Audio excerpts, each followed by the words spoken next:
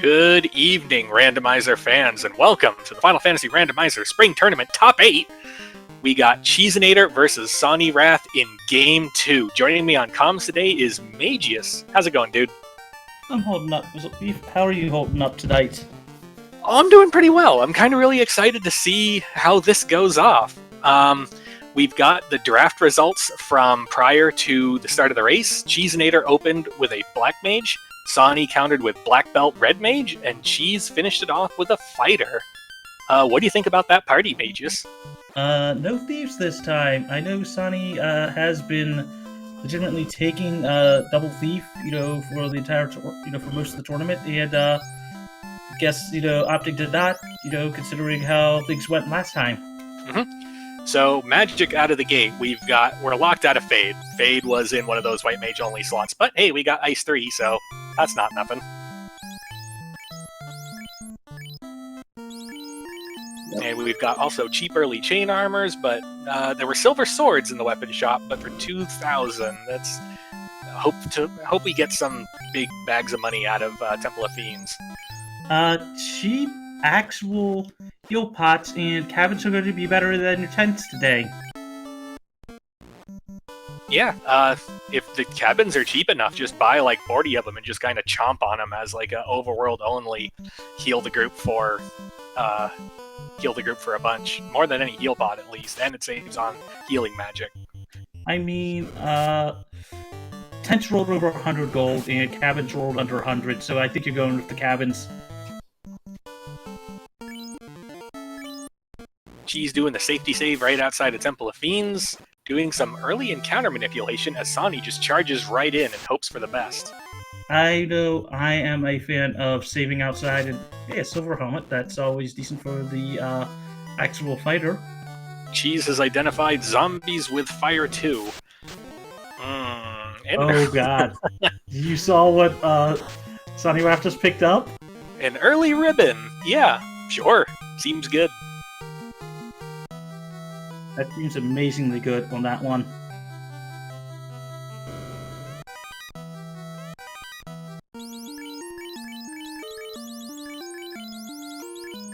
Get the Ice 3, 260, down goes Garland. Let's see what our first two prizes are. We got Bats, and we got King with the Tail. No, sorry, Princess with the Tail. And King with the Oxyale. So the tail doesn't really do anything for us right now, but Oxyale, if we get an early on-rack, with the Ice 3, I could see an early Sea Dive. 100% agree with you on that one. With that type of magic, yeah. What do you think? Mermaids, if they find it? Definitely. There's so many easy. If you can get to that floor and you can get away from that floor, you're set. Ice 3 will handle basically anything that gets in their way except for ghosts, and if they're really afraid of that, they can pick up the Harm 3 we saw at level 1. Wow. Otherwise... is this even randomized comment inserted here? Provoca is Provoca. Oh, I guess that was not Harm 3 I saw at level 1. That must have been something else. But we got Fire 2 and Temper. That Fire 2 will take care of the ghosts. Hold on. No, that's Black Magic. I already went to the white shop. Right. I think we did see at least Harm 2 on the white magic side, but nothing insane. Okay. Question in chat. Who won round 1? Cheezinator picked up round 1. So this is Sawneyrath's chance to come back. Or Cheezinator's moment to put it away, depending on who you're rooting for. I'm rooting for the fans. That's the correct response. Sawny takes down the pirates. Ooh, hey, cube. This is cube time. Get a canal, get a chime. It's time for Sky. I mean, it's the GameCube. And houses rolled over 1,000, cabins a bit more expensive than tents tonight, but it's a toss-up. Oh god. I'm getting visions of Seed 1. Both places are nearly max price. Nearly max price. Effectively max. If it's north of 60,000, I just prefer to call it max price anyway. And not a whole lot else that was helpful out of that shop, except maybe steel armor if we're desperate, but with 3 loose items, I think we're going to find something better than that. More than likely, though, the Temper being very useful, Cheezinator picking up their GameCube. Mm-hmm.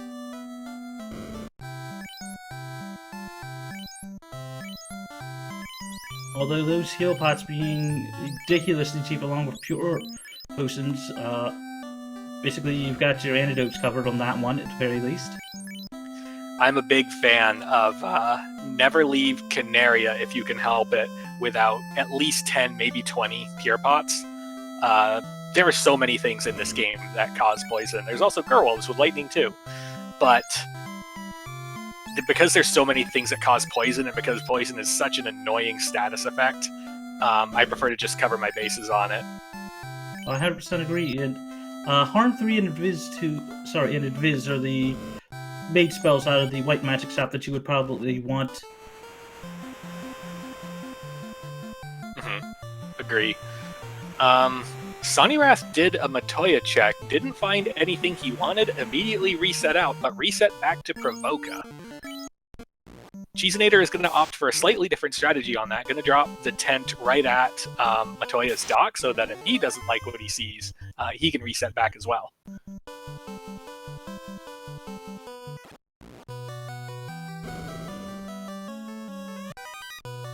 What was it? It was $150, a stick, and a house. I would probably reset out of that. And not even a truly good stick. I mean, if we had shuffle spells, you know, shuffle caster gear, and that was an actual spell on that one, it'd be useful, but nah. Nope, just a plain old wooden stick. Meanwhile, in Dwarves, we had an opal hat, and we had silver hat, I believe. Gauntlet, I believe. Question in chat, what slot was Fade? Was it Red Mage or Red Wizard learnable? Nope. Slot 2.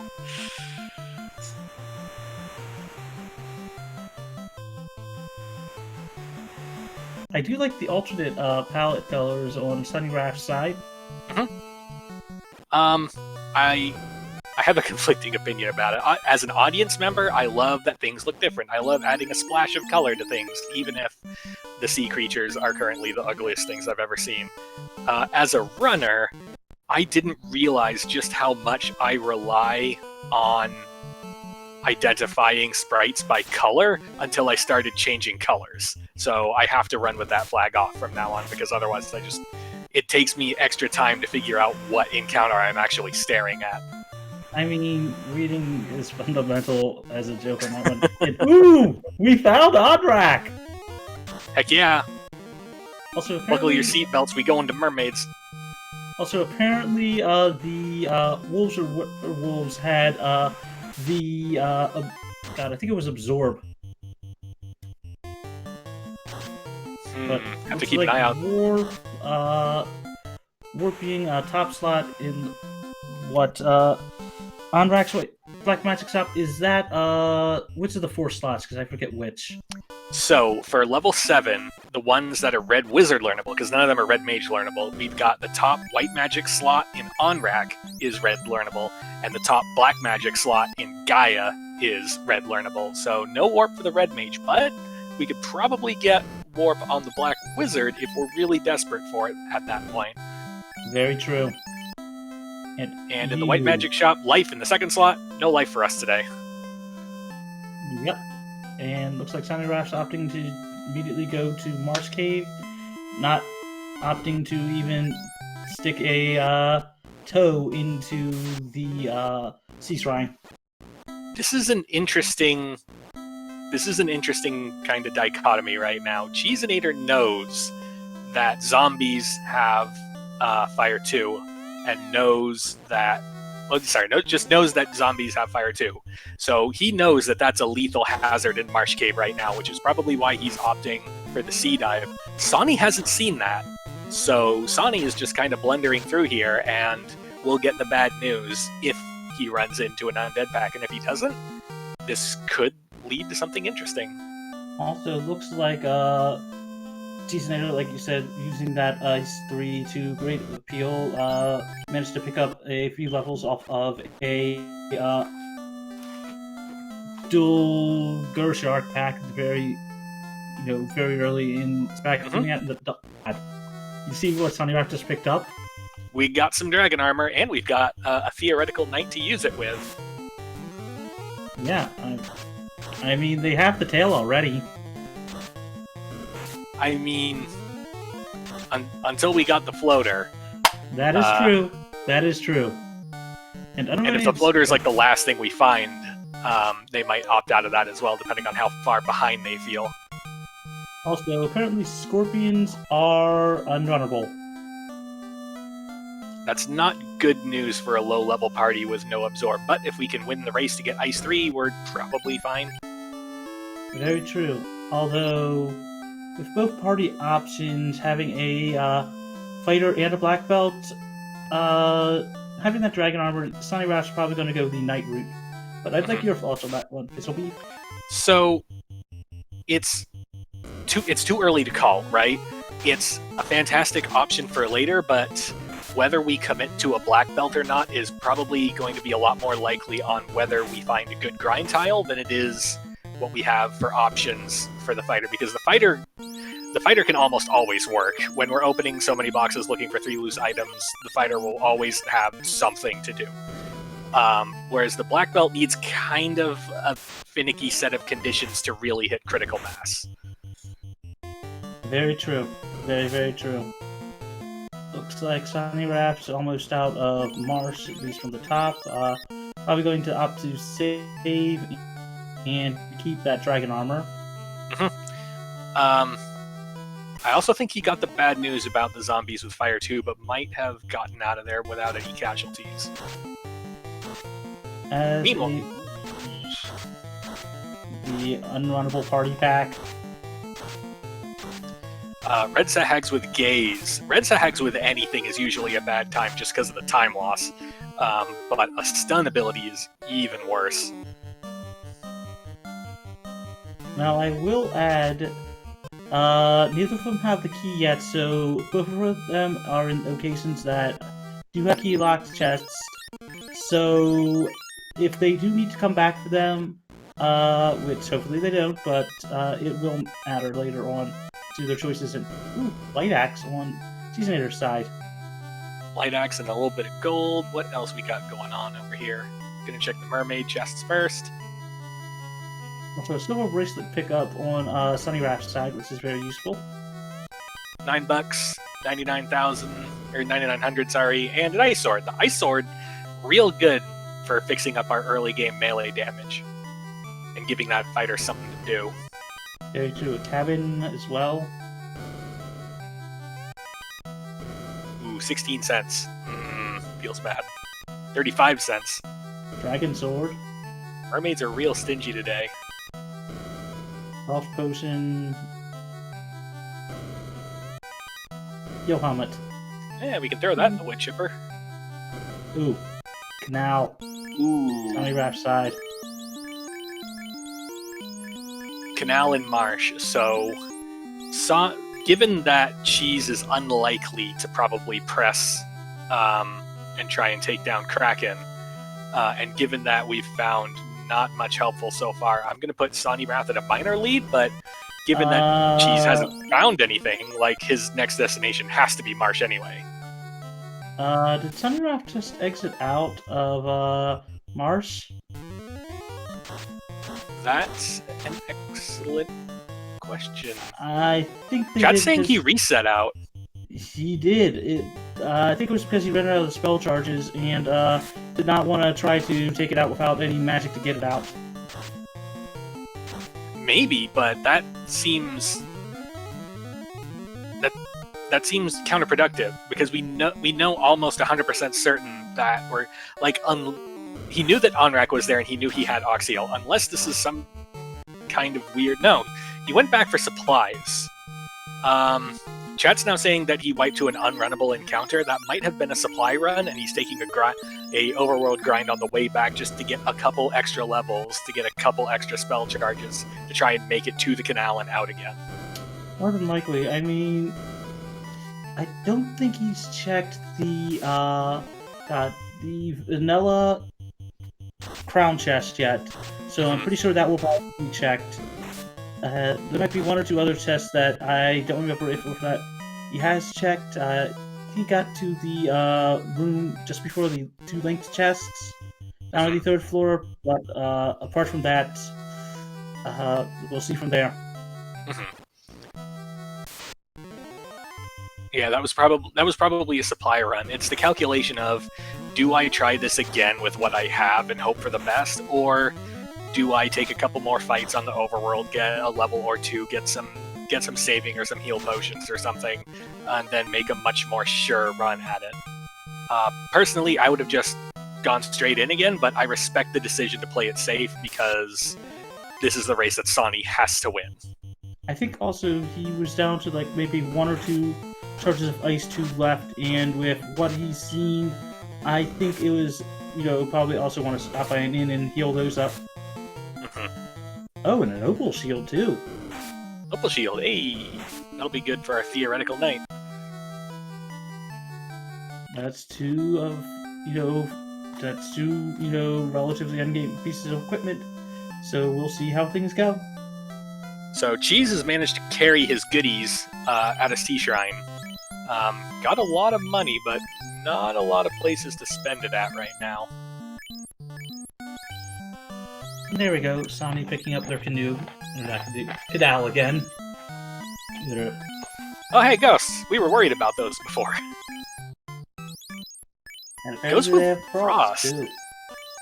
Frost is one of those interesting things, because on Ghosts, if it doesn't... Okay, well now it's starting to, remove party members, but I think the first Frost was something happier to see than, like, a ghost punching.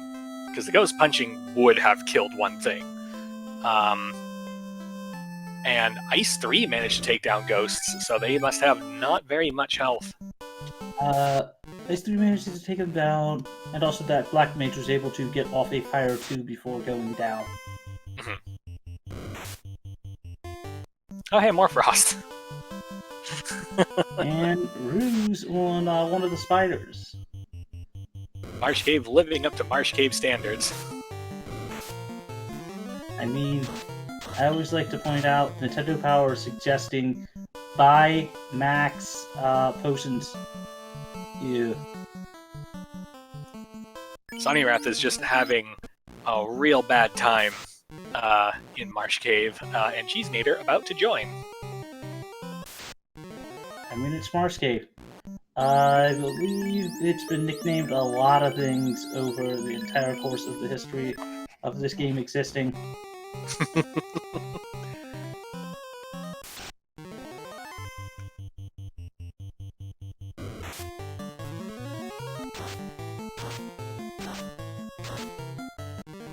So one crucial piece of information when comparing these two dives right now is that Cheezinator's doing this after a successful run to mermaids with quite a few kills in there. Cheese is level 11 across the board right now, much higher than Sawney's current levels, and well, not much higher, but somewhat higher than Sawney's current levels. I wonder how, if those couple extra levels will make the difference.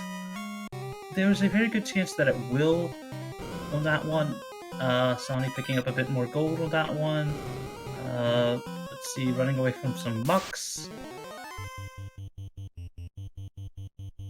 Don't want to see the sprite, actual some sprite design, someone actually putting in muck in there from Pokemon.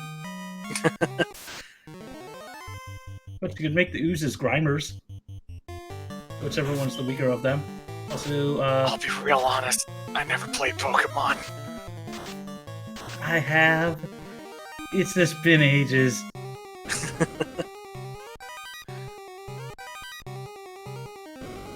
So, Sawney at a fourth attempt at getting the canal, as Cheese is heading out of the top side of Marsh. So now both have their dragon armor. Sunny also going back and making sure to pick up that opal shield. I don't hate the side trip for the opal shield. It will be real good when we get our promotion, but it's also time and steps in a marsh cave that is full of lethal threats. Sonny managing to make it out of that battle really quick. And getting lucky there as well.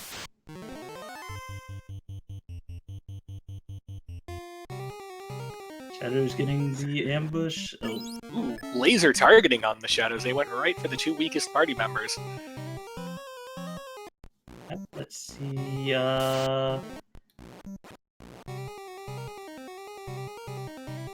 managed to get away. Will Sonny make it out of there? Sonny's out! Yep. Our first runner with the canal officially saved. Alright, I'm content to stick with my Sonny in the lead estimate from earlier, if only because of how little mermaids paid out for cheese. I tend to agree with you there. However, the restock trip will have to be an on-rack, so that does take a little bit of time to raise those party members back. A little bit, but... Oh, and he doesn't have as much health as I thought. This might be the time for danning party members. Didn't revive the black belt, so... I think we might have... what do you think on this one? So, there's two options. Either we're leaving the black belt face down because we're concerned about money, because he only came out of Marsh Cave with like $5,000, or we're danning the black belt because we've got all this real juicy gear for our potential future knight that we're content to just three-man the rest of the game and try and get our levels up on the rest of the party. More than likely, and hey, we found LaFane. Hey everybody, it's toga time. Stay at the inn. It's $120. So, Sawneyrath heading south, already seeing that Crescent Lakey thing? Crescent... I would have thought Crescent Lake. Looks like Sonny is... No, Sonny's still headed to Crescent Lake, just taking kind of a long path to get there. For a moment there, I thought we were headed for just a cheeky early on-rack. I know Sonny is fond of pricing information over the checks for, locations, and Cheezinator picking up their canal. My personal thing is that the more mages I have in a party, the more I prioritize town checks when I'm dealing with town shuffle. With only 2 mages, I don't think it's 100% necessary to just, go out of your way to catalog every town right now, but if Crescent doesn't do anything, my next trip would probably be on rack anyway. Considering that the only other dungeon they have access to is... Well, no, wait, they do have Sea Shrine available, but as we know, as commentators, Cheezinator, at least checking the bulk of the chests, between those two, you'd have, on rack or Earth Cave, at least for Cheezinator. Pretty much. As we're going through much right now. Question in chat from Stu729. At what point would you feel comfortable promoting the Black Belt to Master, or would you definitely dan them before ever promoting? I have to interrupt you, Izzlepeeve. We found Nuke, and we found Elfland at Crescent Lake. Heck yeah, that's some stuff. We got our level 3 Nuke. We've got... we're locked out of Wall, which is a little sad, but what can you do? Fog 2, though, is decent enough, I would think.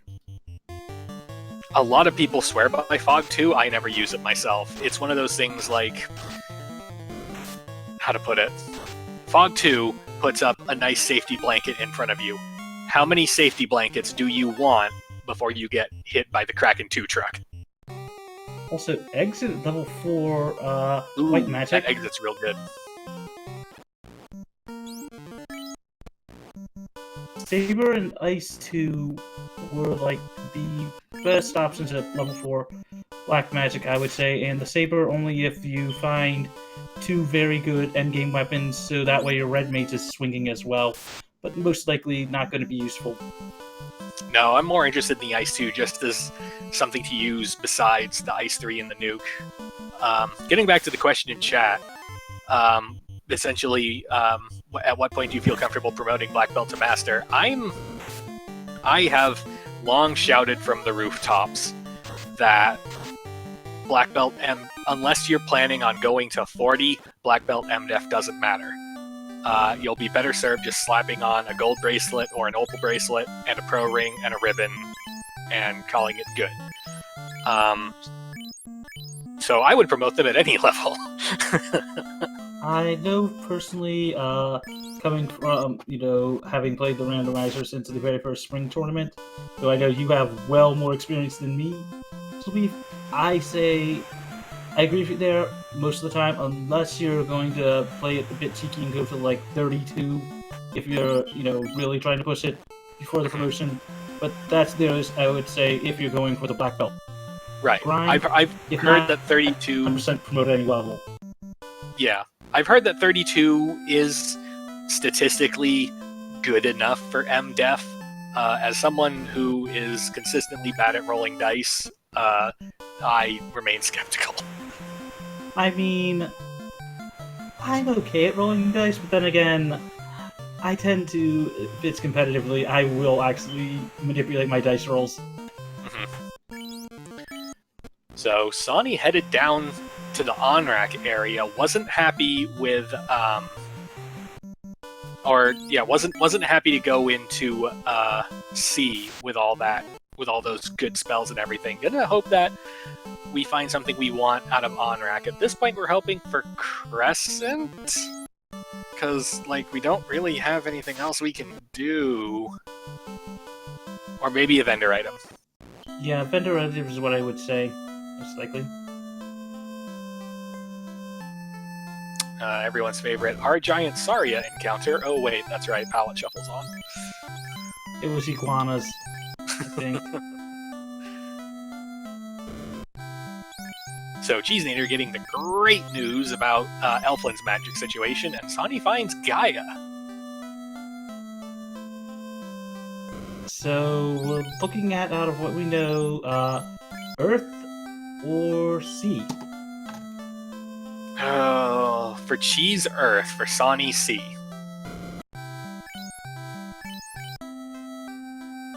Because I feel like Sawney has the firepower to make a full clear of it, whereas Cheese would be better served finding the more boxes and possible grind tile in Earth Cave. And I missed most of Sawney's Gaia. Chat helping me out, there was a chime in the item shop, but I don't know if we got it or not.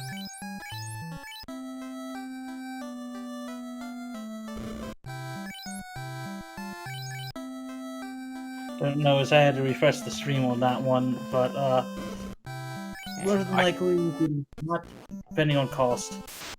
Oh, nope. Tracker says he got it. Great. Yeah, Team Sky. Buckle up, Yep. Here we go. We got Ice 3, we got Nuke, we got some other things probably. We're good to go. Also, because of where we are, Sky is closer, if I recall correctly, right? Yes, but not enough that it really matters if our play is either the Elfland area or Earth Cave. Yeah, although what's available on that one? Yeah, we'll see Sky. I'm pretty sure on that.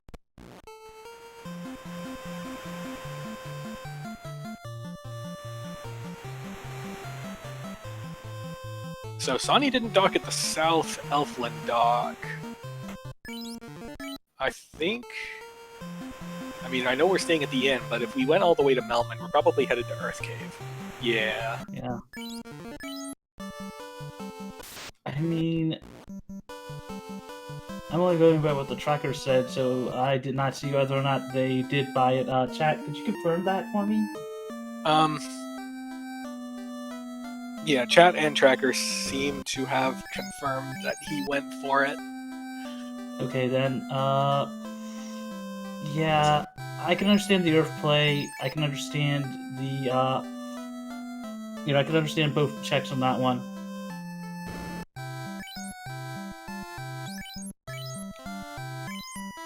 Chat saying I missed it on his menu screen.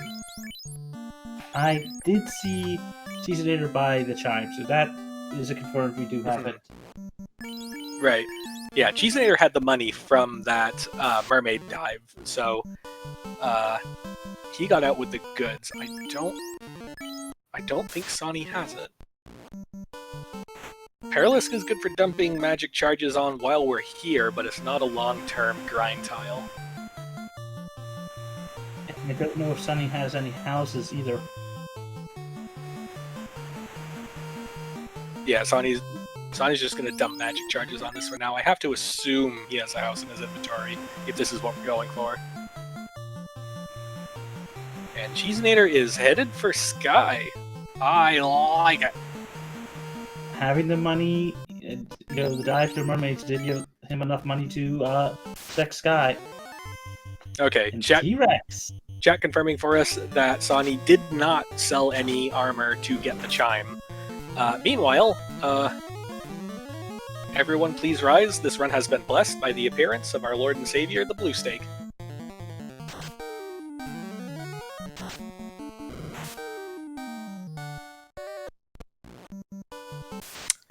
Cheese, you're not supposed to reset out of the Blue Stake.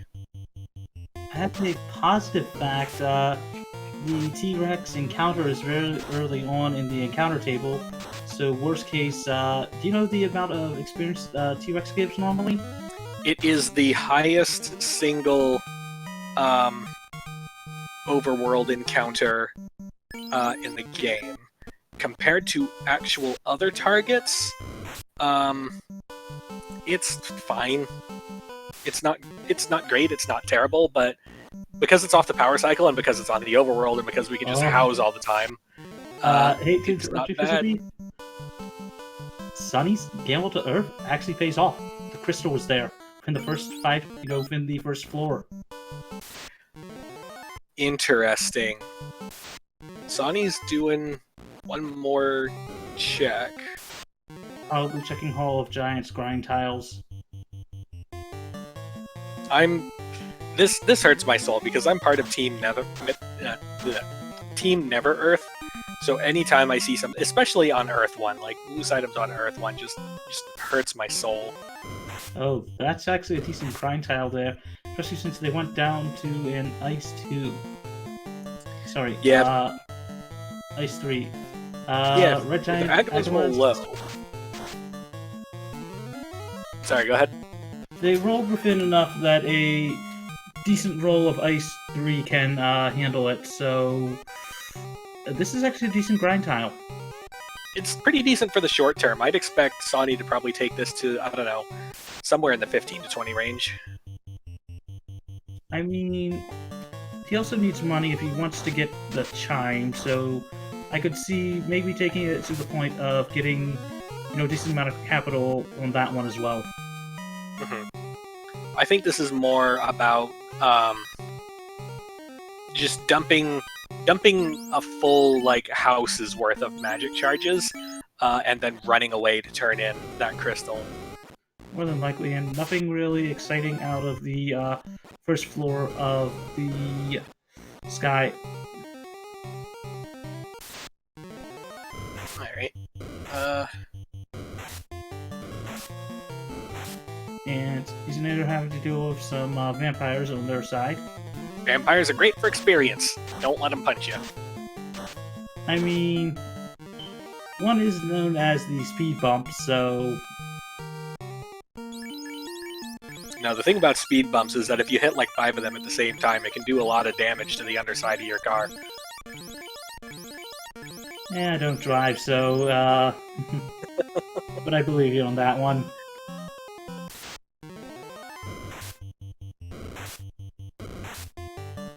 So, got any guesses as to what this crystal will lead into? My guess is another fetch. We haven't seen a lot of fetch so far, so I'd guess 1, maybe 2 more fetch tops before we get something that connects to somewhere else. At this point, my guess is canoe. I will also add, because I just realized it, the actual crystal being located there was our first of the loose items. That's correct. We got 1 down, we're looking for 2 more.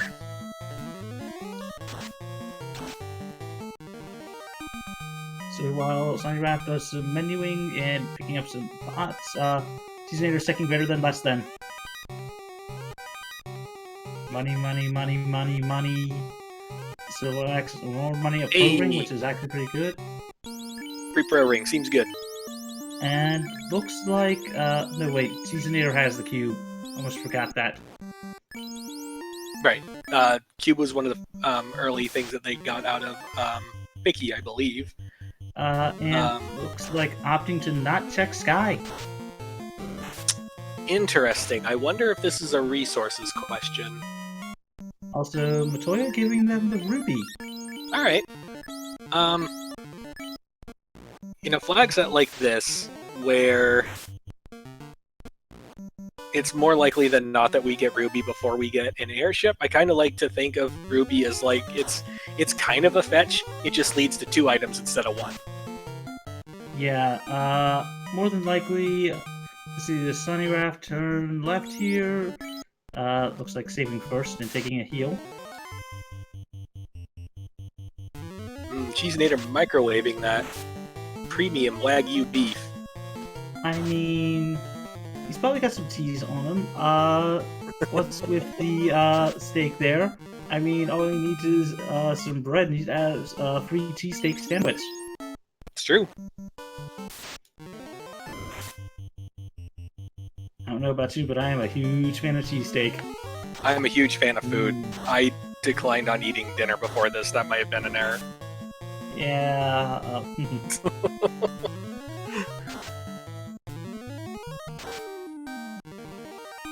So, Cheezinator taking the T-Rex grind up past the time to grind. I wonder. Cheezinator headed back in to Mirage Tower. I wonder if he was just blowing through houses to do a T-Rex grind prior to entering, just to make sure that he had enough levels to actually make it through to the end. More than likely, I saw him hit at least level 18 on one of his characters.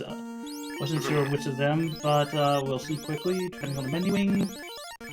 Also, much on Sawneyrath's side, feeding our favorite Titan.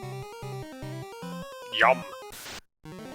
So we haven't seen Bane or Brack, so we're going to have to kill Tia the old-fashioned way, so the extra levels for the extra nuke charges was probably a good call, I think. Yep, level 19 on at least 3 of his warriors, so that's a thing. Which will help. Alright, what do we got out of the Titan's Drop? Gonna check right in, and it's the rod. I mean, it's fine. It makes Earth completable, which is nice. Yeah. We can do Earth while we're here, but Team Never Earth? I eagerly await being proven wrong. I mean, the crystal did lead to the ruby. I'm always a fan of just... I try to think of at least where am I, what can my opponent possibly have done before deciding on that one. And those girls having fire too.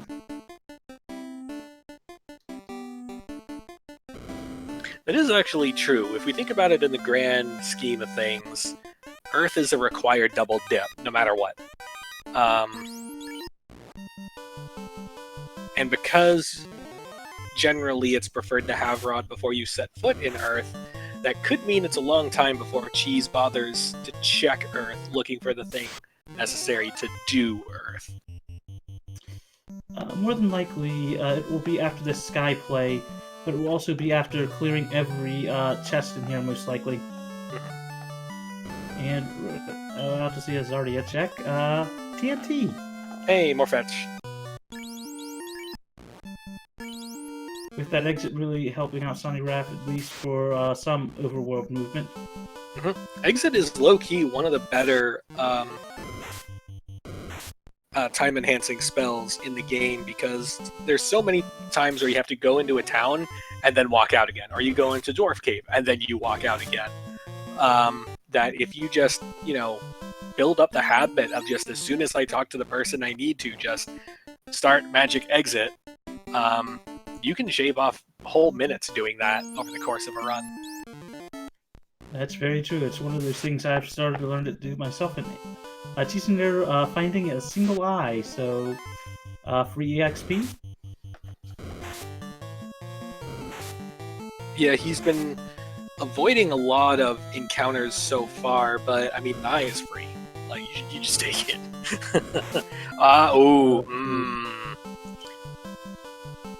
Well, we got our space canoe, so that happened. I mean, the crystal out of Earth is needed on that one, so this is going to be interesting, because that's a... Oh, wait, canoe was tri-state, so that counts as being the loose... That counts as being, what, loose tonight on that one? Correct. So, the beauty of the bracket flags is that they're similar to the Chaos Week flags in that we still have 3 items, but due to using tri-state to mean that canoe maybe is incentivized, floater maybe is incentivized, the math works out more often than not that canoe and floater are loose, but it's still always only 3 loose items. And Sawneyrath getting something insane here dwarfs the key. Lazy Dwarb. Whoa, Mage Stick, Ribbon, alright. Lazy Loaded Dwarves. Lots of money, too.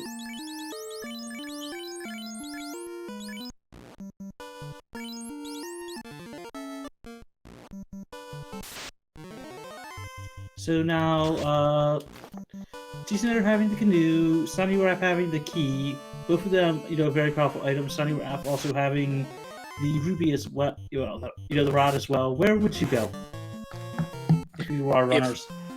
If I was Cheese, after I finish Sky, I am headed to Ordeals. Because it's right there and it's incentive and I need my floater now. If I'm Sawny, I just got the rod, but I've left Earth Cave. I have the key, so I'm doing key checks. That's all well and good. Because all the key checks are in the inner sea area, I'm probably headed to sea. Which I also might add does give him access to TFC, and white shirt pickup as well, and a pro cape. These key chests are loaded, my god. And there's our 3rd ribbon in Space Cave, Star Shape Room, right side. So we know all 3 ribbons are.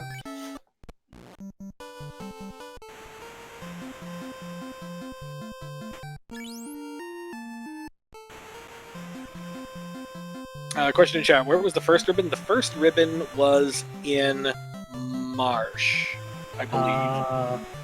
Temple of Fiends, top left. Temple of Fiends, top left, that's chest. what it was. Yes. I knew it was somewhere early. Yeah, Temple of Fiends, top left, and then Dwarf Cave, key locked, and then Space Cave, Star Shape Room, right side. It looks like Sonny's actually gonna go finish Earth. I don't hate that.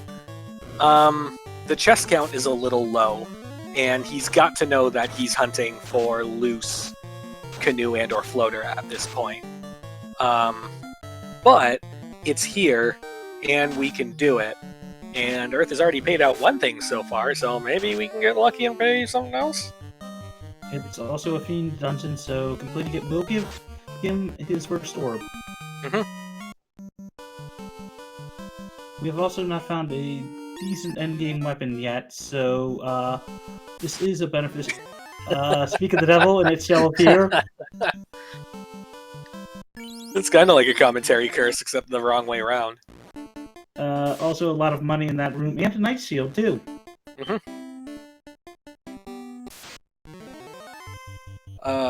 Always Sky. Sky always provides.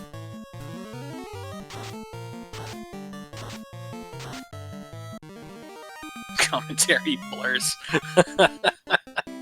I might steal that. I mean, it is a thing.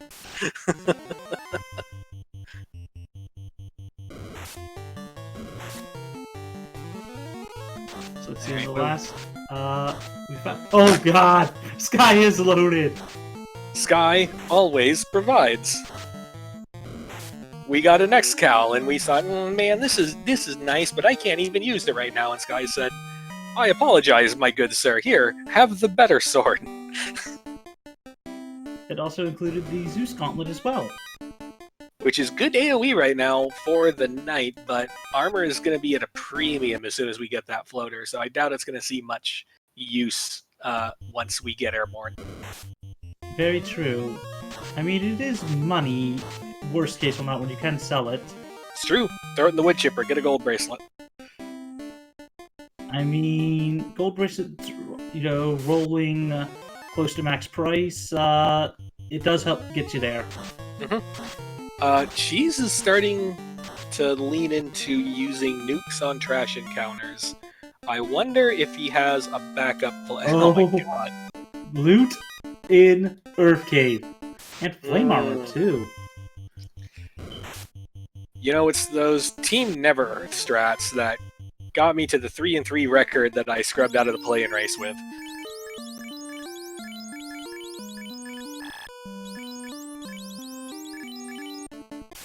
So, let's take an assessment of where we are right now. Cheese has Canoe, and in his mind is missing 2 loose items.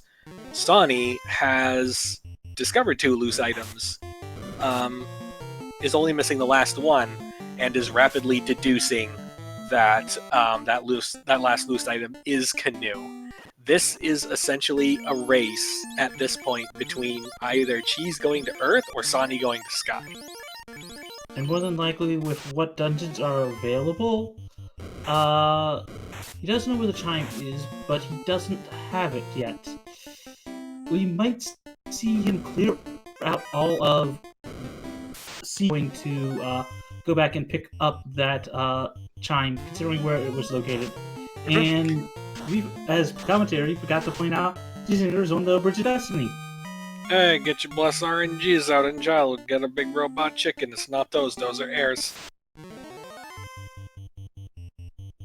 And no War Mech for Cheezinator today, but we have a Tia 2 we have to kill the old-fashioned way. That I believe we're getting there with fast. Oh wow, Yes. That's no absorb. Incoming 3 hits, 136. Outgoing nuke for 191. About 400 damage round 1. Let's see if we can do better. Cheese smells blood in the water. Swings. 8 hits, 474. Down goes an incredibly soft, squishy Tia 1. And at 46 minutes and 53 seconds, Cheezinator lights his first orb. Question in chat. What were the draft picks? So, Cheezinator opened with Black Mage, and then Sawney countered with Black Belt and Red Mage, and Cheese cleared it, finished it off with Fighter. And another question in chat, who has the win so far? Cheese is up 1-0. This is actually going to be interesting to see where Cheezinator goes next. Having access to 3 dungeons, all of which are incentivized. My bet is on them checking those before heading to Earth. Right, no, Cheese is headed almost 100%. Yeah, he went a little too far, reset to claw back some movement, is headed straight to Ordeals, because he wants Floater. It is going to be interesting on that one, because Floater giving a lot of movement, but Cheezinator is still going to have to check a lot of chests in order to find the 2 loose items. Right. If Sawney is doing this by proximity routing, he is headed to C next. If he's doing it by oh crap routing, he knows that the very cheap chime that he missed out on, and he has the cube, he could have been in Sky this whole time. What if it's there?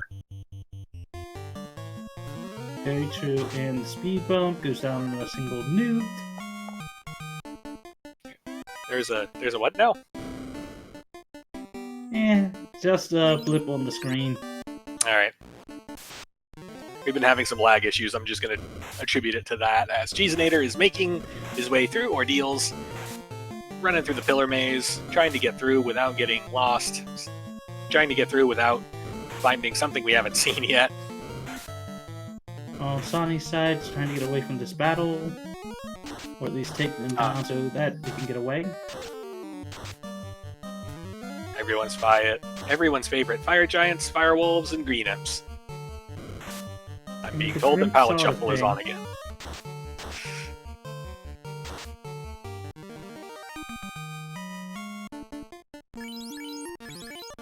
And it looks like it is now confirmed that Cheezinator is going to be rocking a Knight to Chaos. Yeah, if it wasn't up by now, it's not coming back. Maybe as like an ablative meat shield heading into Topher, but I doubt I'd see it beyond that. Yeah, meat shields are a thing. I mean, the funniest thing I've ever done is just straight off the back just buffed one of my meat shields and just basically let my opponent, let the mob try to keep hitting it and just failing. Yeah, if you can get front row meat shield going with defense or Invis 2 and white shirt stacks, failing to be hit is the best possible job they could do. Also, shout outs to Fourth Pillar Ordeals. Also, Sonny has the white shirt, which picked up from the area treasury, so that does help.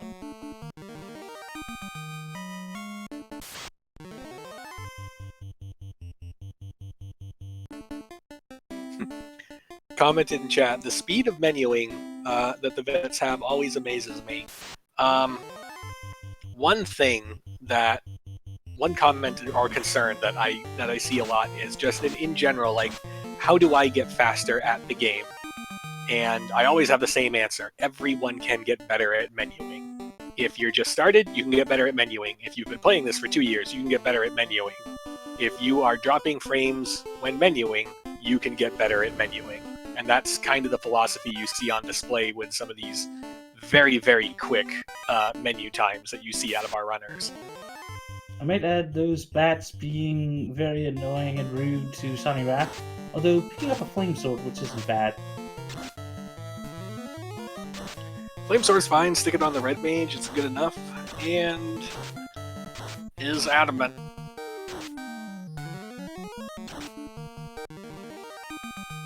Sawneyrath almost to Lich. Not so... Oh, let's see. Yep, equipping that flame sword immediately.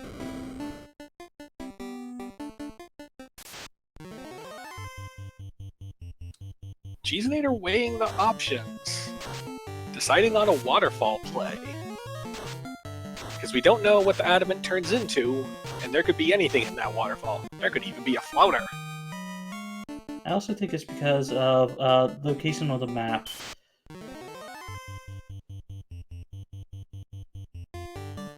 It's true. Cheese is not aware that we've got loose loot and loose rod, so this does make sense from the math standpoint. Also, because of where they were located with ordeals, on rack being closer than anything else, to waterfall being the nearest location.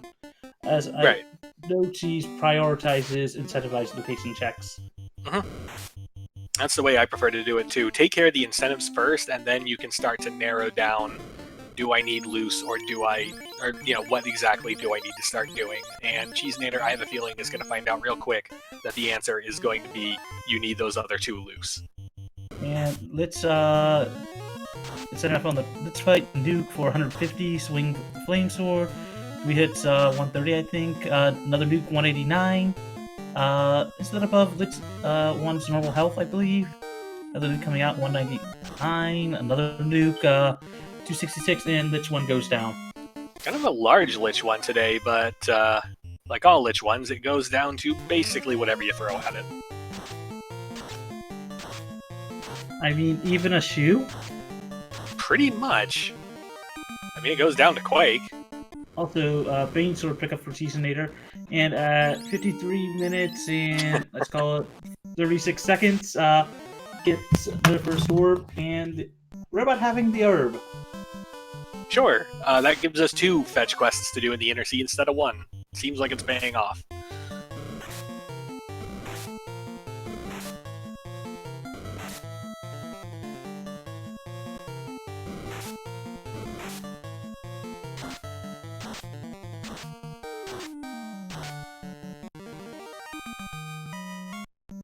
So Cheese on the way to do fetch quest turn-ins. Sawny. Where is Sawny going? I'm still gonna bet that he's gonna do proximity routing at this point and head for Onrak.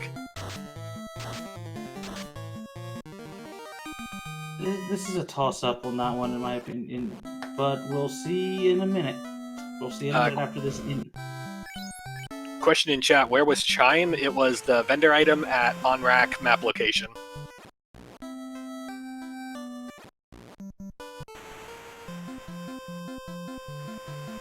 Let's see, headed south, by the way, the credits pause on Cheezinator's side. If the C play inevitably fails, we're at the correct dock to make a run on Onrak to get the Chime, but it looks like Sawny is headed right straight to Onrak. We're going to bypass C entirely, we're going to head to Space Cave, get our Space Canoe. This is a big moment for Sawny, I think. Indeed, indeed. And Meanwhile, Cheese turns into a bottle.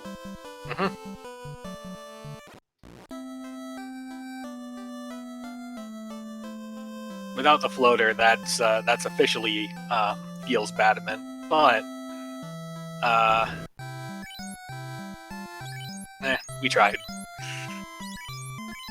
Yep, and Sawneyrath also picking up a stack of tents. Let's see, not opting to taking the in route, so that way they get a full stack of charges before exiting out.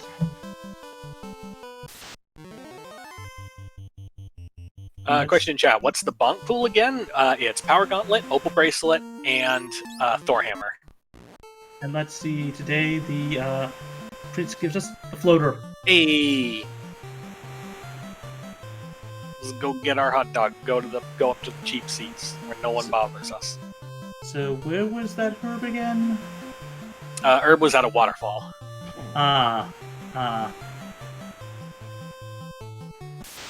So this is going to be interesting on that one. Cheezinator has access to every location now, so it's probably gonna take him a while to go to Earth Cave. Oh, Crabcake's pointing out in chat something I missed. With the 2 loose items that he found, Sawny is actually in go mode. So don't even need the canoe, of all things. Can just hit the last 2 remaining done. No, wait, sorry. No, we do need the canoe, because we need to get to Volcano. Go do. Roll 1 of commentary. Chat misleads you. Very true. Very true. Love you, Crabcakes.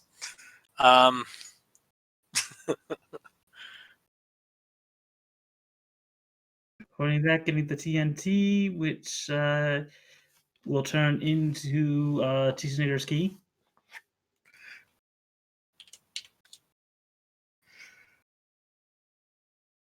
Right, we got our key.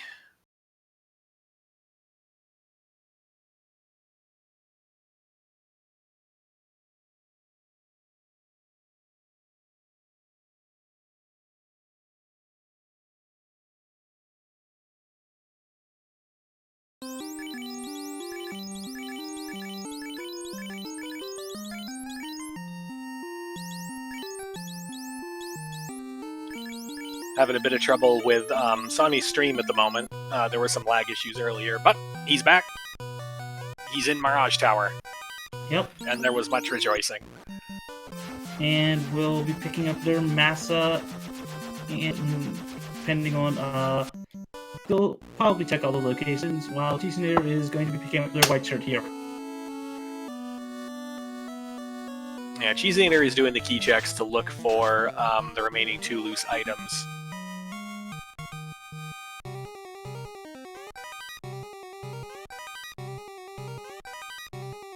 It's once I'm Sawneyrath, getting the canoe, you will, as you said, be in go mode, but I do not think they will try to do this floaterless. No, but with the 3rd loose item under his belt, Sawny will know that he no longer has to open another box. It's only incentive locations that he has to sprint for, and that alone would cut a lot of time out of it if he decides he needs the floater at all, which What do we need out of a class change? We've got stunningly good fighter armor. That would be nice. And Sawny doesn't have a good endgame weapon. So... They will be picking it up from here. Unless they go mode after Canoe.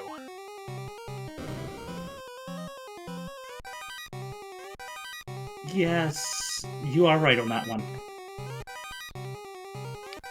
Because after Sawney's unfortunate Marsh Cave and after the unfortunate, the fortunate Earth Cave, but it's, we're 58 minutes in and we still don't have a Canoe. We've got to feel super behind. I agree with you on that one.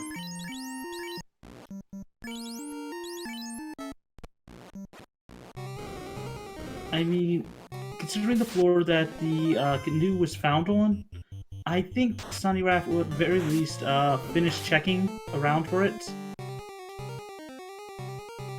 Now let's see where Cheezinator decides to go.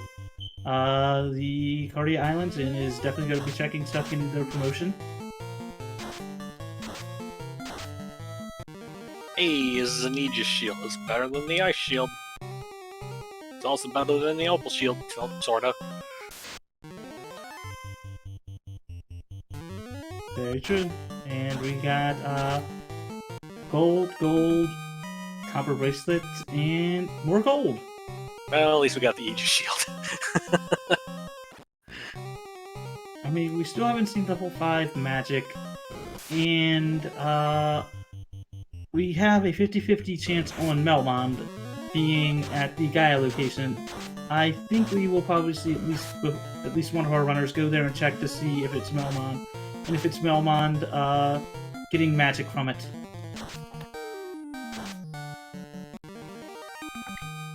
Thinking over the magic we've got so far.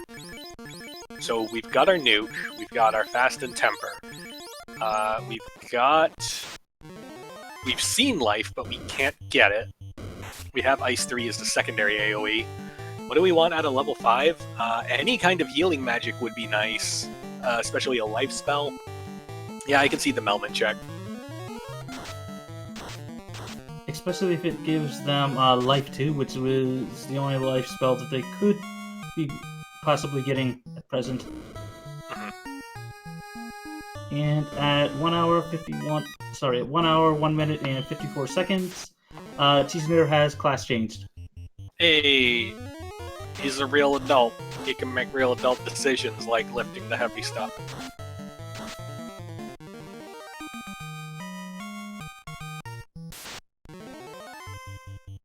And looks like opting to equip the X-Cal on the fighter and switch back the Masamune to that red wizard now. Sure, it gives us 2 melee instead of 1, but I would be shocked if that Masa didn't go right back at the start of Topher. More than likely I'd say before Chaos, as the X-Cal still works well on the Fiends if I recall correctly. It does, but its crit rate is real bad. I prefer the occasional crit of the Masa over the base power increase of X-Cal, but that's more a personal thing. And Sawneyrath finding the Canoe on that one. Let's see, will they continue checking things? Yep, Sawny's still opening boxes, so if Sawney continues the trend of opening boxes up to the 3rd floor, Sawney's gonna get his endgame stuff. Oh hey, we got level 7 Lock 2 and Lightning 3 out of Gaia. Which is definitely worth to pick up for the Lock 2 thanks to the fixes. Yep. Everyone's favorite Lock 2 fixes. What if Lock 2, A, actually lowered their evasion, and B, had a 100% chance to hit? It's real good, especially in the face of things that may or may not evade cap, which is unlikely in this flag set, but possible. And the fairy gives us the slat. This fetch quest is leading Cheese all over the world. Whatever advantage that first to the airship may have given him is just burning away as he is chasing down things that we know won't go anywhere, but he hasn't learned that yet. And let's see what's in on rack today. Melmond is in the Gaia spot. Sweet, we can check our level 5 magic. Yep. Wait a minute. Oh god. Hey, heal 2. Yep. We can look at Cure 4, but we can't touch it. And then there's our Fire 3 and Brack. I guess we can Brack Kraken. Mind you, I just remembered. We haven't seen Crescent Lake. No, we haven't, and that is going to be Lefane location. And That is correct. Yep, because Cheese is still looking for important things. Cheese wants Crescent. So we have deduced, unless Life 2 rolled at the Lefenish level 8, at the Lefenish level 8 spells or the Gaia level 8 spells, that Life 2 will be level 6 magic. Mm-hmm. This is a 50-50 chance. Here we go. And looks like Sawneyrath is still checking chests, so that will be a benefit to them. Yeah, not only for the really weirdly good levels on this floor, but also The third ribbon. the third ribbon and the Excal and Mazza upstairs. As a positive note, this will give Sawneyrath their second orb. Zap Slow 2 and Bane versus Heal 3. That's your heal spell. Apparently Life 2 rolled 7 or 8, I think? No, level 8 only, I think.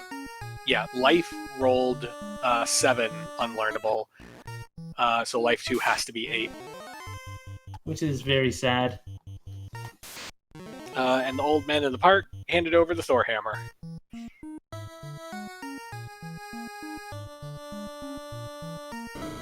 So this room was, I think, the room that had Excal in it. It was, yes.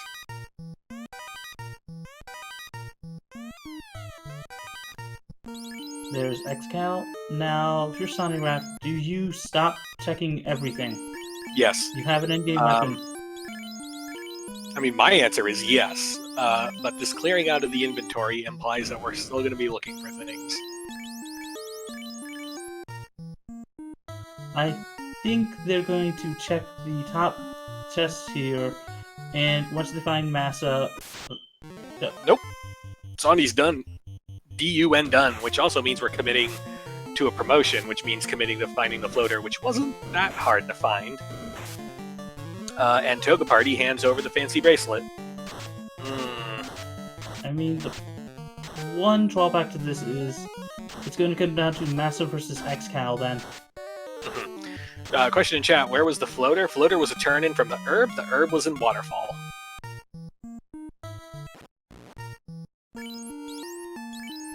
Sonny is probably going to be kicking themselves when they find out that Massa was just steps away.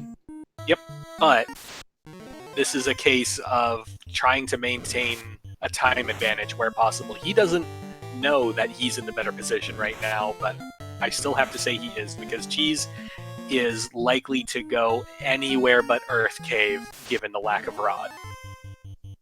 Very true.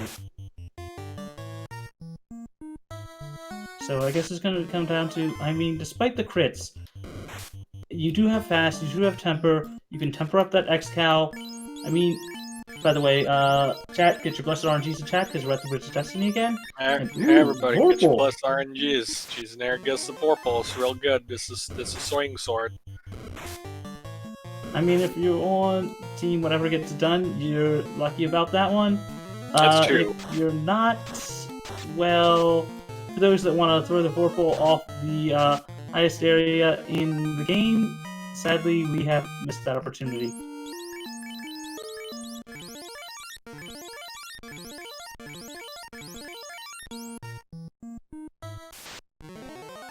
It's our chicken boy. Oh, we ran away. Now, I don't begrudge Sonny running away. We don't know what that war mech has in terms of ammunition, and we know that we wiped for a long time in Marsh Cave, and we still don't have a floater, and it's an hour and 8 minutes in, and we're on one orb. Also, Sawneyrath is on tier 1, opting to temper fast up that fighter. bring up swings for 4 hits, 150. Even the Fire Sword doing 150 damage. That's wild. Another temper, swinging again. 8 hits for Jane, one of the Janes, and Tia1 is down. And at 1 hour, 8 minutes, and 37 seconds, Sawneyrath is with the second orb. While on Cheezinator's side, Cheezinator is checking the volcano. So, when determining who's ahead right now, the metric of orbs, I mean, it paints the correct picture, but it doesn't tell it right. Yes, Sawny is up 2 orbs to 1, but Sawny is also up 3 loose items to 1. That's the much more important metric here, because Cheezinator is going to be full clearing this volcano in search of the loose items that aren't here, which is giving Sawny time to fish out a floater so he can do his promotion, so he can swing the Excal that we found. And Sunny is going to ordeals as well. So, same routing as Cheezinator, you think? Here, then over to the canoe. The thing I'll be interested in is, does Sawny stop for any chests that are not the adamant chest? My gut says no.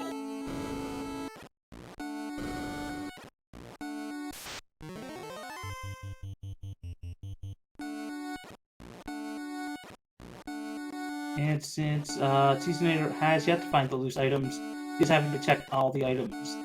He's checking all the chests.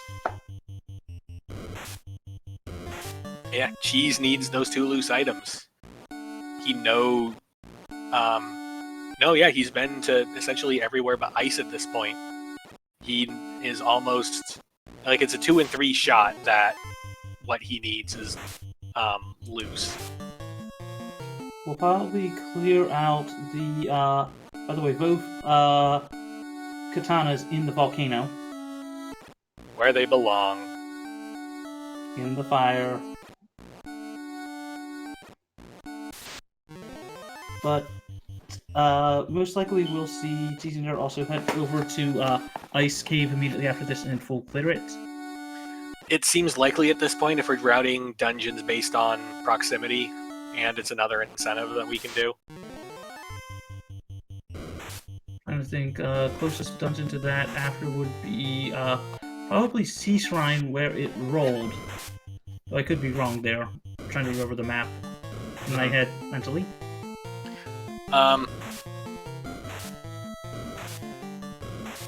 Yeah. I think. I lost my train of thought. Let's see, because of where it rolled, be closer to the inner sea, so yeah, I'd probably say Sea Shrine. Well, that's actually the question, is how badly does Cheese want to not go to ice if he can help it? Because the options are ice versus earth, I feel like he'll do ice. More than likely, as the rod still technically could be there. Right.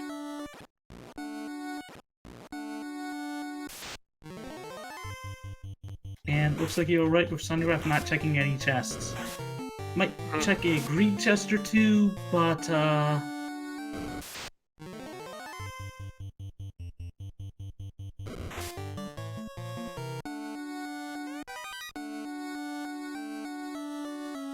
No, he is opening. Sawny is opening these chests. Huh. These are the semi-greed chests, so it's a coin flip as to whether or not you think it's worth it. Ooh. Though Cheezinator opting to pick up that gold bracelet. I believe they picked up some earlier, so really don't need it. But Cheezinator also down to 2 light warriors right now. As long as one of them can cast Nuke and the other has a Mazza, we're good to go. Gary ain't nothing.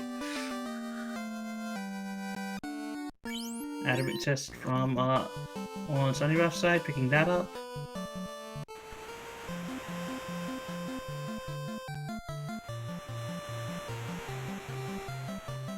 Yep, sailing over the waterfall. Yep.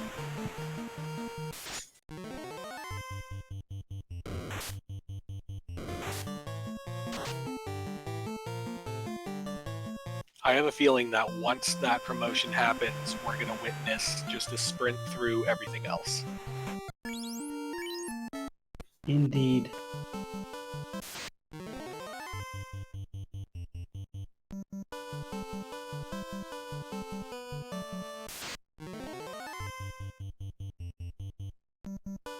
She's taking an R-Hydra fight. I suspect this is just to pad experience to prevent needing to look for a grind later. Or maybe they were unrunnable, I didn't see. I guess we'll see on the way back through. No, they were runnable, just looking for an easy encounter, but apparently it wasn't easy enough because we're skipping it the second time around.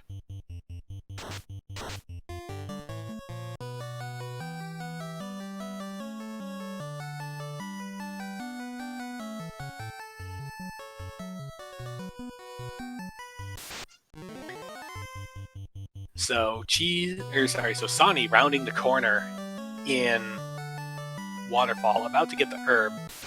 Out of bounds bat sighting. Sawny is finding all the friends today.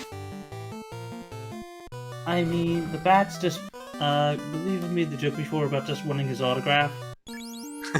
And working out, exiting out, and 1 hour 15 minutes and 46 seconds. Cheezinator lit their second orb. Sawny knows what he wants. There could have been things in there. There could have been a Mesa for all he knows, but the opportunity cost of opening boxes at this point is just far too high. He needs to get going and get going right now, because this time spent digging for floater, he knows, is potentially bad for him. I will also add that Spider MIB in chat pointing out, because of robot RNG, skip having to check the spike tile. I know, I never get that lucky. Cheezinator opting to do left side Sea Shrine prior to doing Ice Cave. I wonder if this could signal bypassing ice and heading for Earth. The better question is, do you think Cheezinator will, once finding the very first loose item, dip out of Ice Cave? Dip out of Earth. And at 1 hour, 16 minutes, and call it 13 seconds, Sawneyrath has found their floater. My guess is that Cheese will dip out because he needs the rod to finish Earth.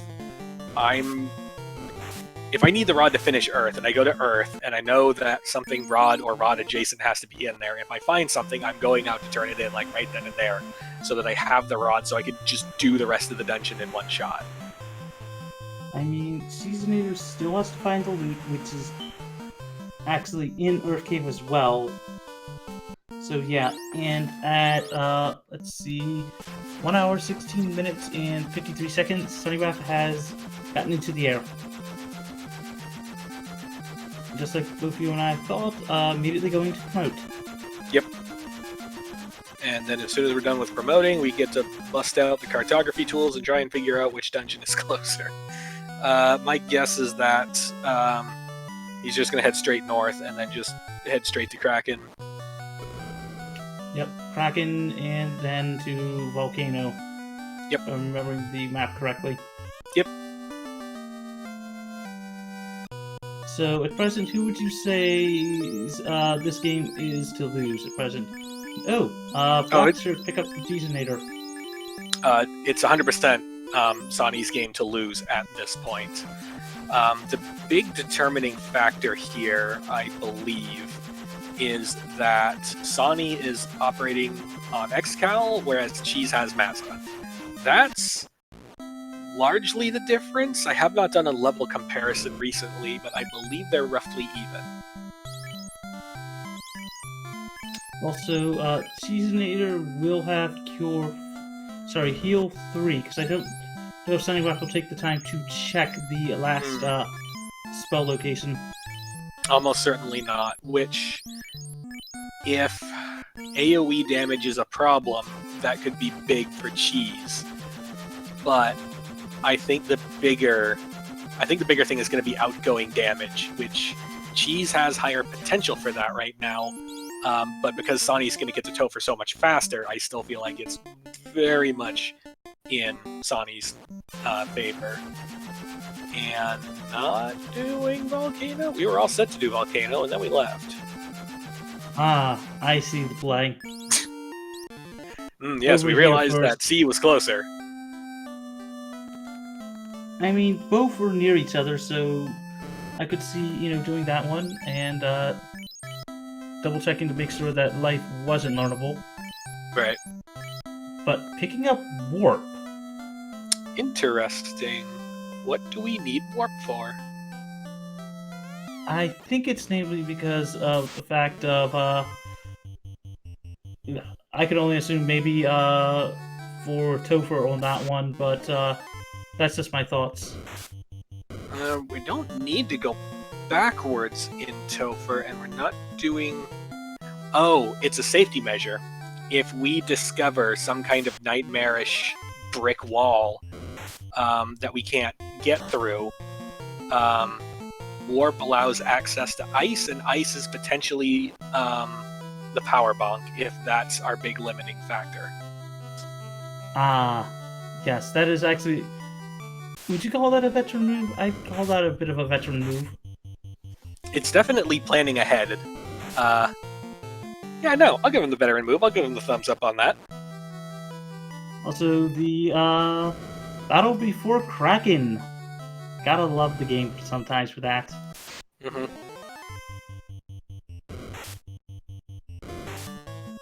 Really big sea snakes today. Yep, and Cheezinator will be the first at Kraken. Let's Alright, see. here. We're gonna go with a swing and some ruse, and how about some fast? Swing, 3 hits, 234. Incoming damage, 6 hits, 95. Fast goes off. We don't have to worry much about melee. Ruse goes off. Let's try 2 swings and a nuke. First swing with X-Cowl, 8 hits, 556. Incoming swing, crits for 169. Outgoing Mazza swing, 4 hits, 284. Down goes Squidward. And our levels are fine? So you're going ice, Sunny. Sorry, not Sunny. You're going to ice, Cheese. This is going to be a toss-up. This hurts.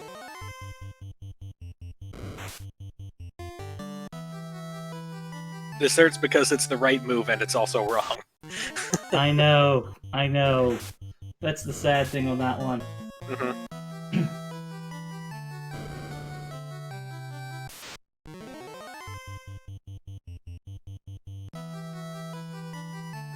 So I'm getting away from some lobsters.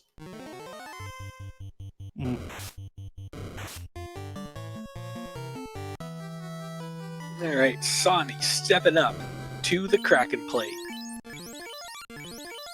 Top off some heals. And here we go. Let's try some fight. How about some up? And some brack. And some brack. Time for brack. Brack Nope. ineffective. Swing with the X-Cowl, 3 hits, 167 damage. 6 hits over 100 for that one. Brack ineffective again. Swing, fasting, and tempering. You. You know, I forgot that the Knight was basically head to toe in opal armor, and that's why Kraken's melee wasn't doing anything. At 6 hits, 400 and change damage. 8 hits, 800, over 800, and Kraken is down. Also, apparently the crown was in the chest in the ice cave. Yep, time for fetch, which... that should be Power Gauntlet? Because we found Opal Bracelet and we found Thorhammer. Yeah, so that's Power Gauntlet. Also, Sawneyrath not having anything as a 4th slot for that Knight. Question in chat. Equipment. Yeah, question in chat. Do we res the Master before Topher, or is it not even worth it? Due to the lack of life, like, if we need a pit stop in Canaria, do it while we're there. If if we just lit our 4th orb and we're at above 90 heal pots, I wouldn't bother.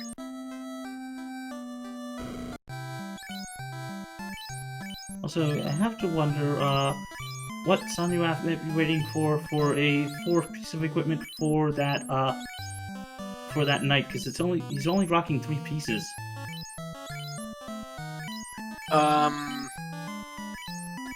Was one of those pieces a pro ring? Because if not, that's... Don't think so. Yeah. One of them's dragon armor, definitely. I saw that much. I'm not sure about the other 2. Should be dragon opal shield and ribbon. Yeah, I think that's it. Yeah, which means we're missing pro ring or bonk if we were lucky enough to happen to run into it, but we weren't. Oh, hey, defense. Question in chat. No life for life 2, right? So we saw life at 7, not red learnable, and we never saw life 2, so we assume it's level 8.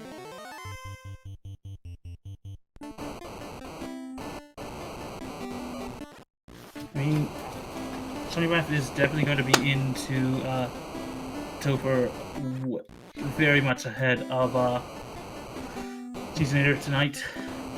A solid wipe ahead, possibly more. I mean, Cheese is doing great for keeping pace with lit orbs, but the constant opening of boxes is just going to make this worse. Yep. Cheese headed back into C. I think his TFC TFC. Yeah. TFC. He knows 2 very important pieces of information. Oh no, sorry. Let me correct that. He knows 1 very important piece of information: the name of the person that rolled this seed. Which was who? You? Oh God, no. This is yet another Danny 3883 masterpiece. Okay, so also basically over 400 damage with that X-Cow, waiting and waiting, sleep 2. Oh God, that's bad.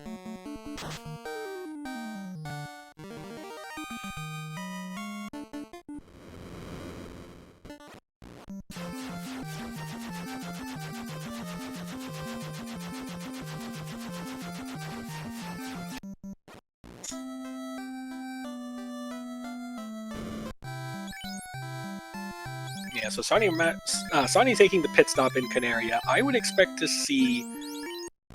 Nope, we're gonna exit and bail. Never mind.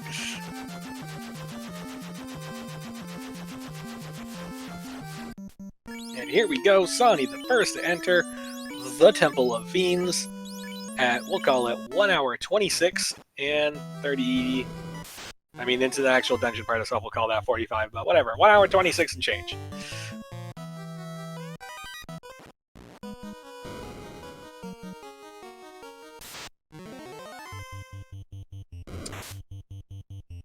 And Cheese now has the unfortunate... Well, no, sorry. It could be marsh-locked. But otherwise, Cheese now has the bad news that... Oops. Oh no, he's headed to Marsh! He's headed to Marsh! Cheese, no! Cheese, pull up! You're flying too close to the beams! Oh boy. This is the oh crap, oh crap, oh crap routing. I know someone in chat was calling for it earlier. This right here. This is what you do when you're in panic mode. I know because I've done it.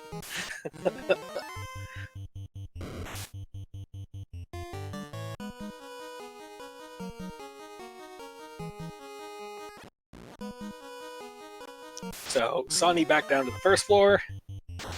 Right. Ooh, Metal Slimes with Thunder. That will slow him down slightly, if only due to the fact that we're gonna have to fire hose some heal pots at some point now.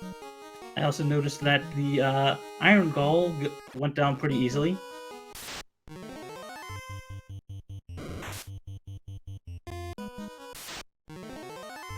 Yeah, Iron Galls are usually not that big a deal. I know, but it's just more the whole fact of just... It's an Iron Gall. Mm-hmm. Oh yeah, it is super rare, And it's unrunnable for the same reason why the Sahag pack's unrunnable. So let's see now. Looks like Cheezinator did decide to check everywhere but Earth. Question in chat. Comment in chat. Pretty sure Phantom isn't there on our trap tile shuffle.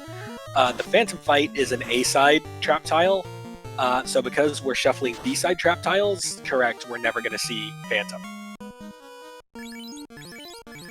Well, trap tile shuffled both of them, but again, I could be wrong there. In fact, according to you, I probably am wrong on that one still.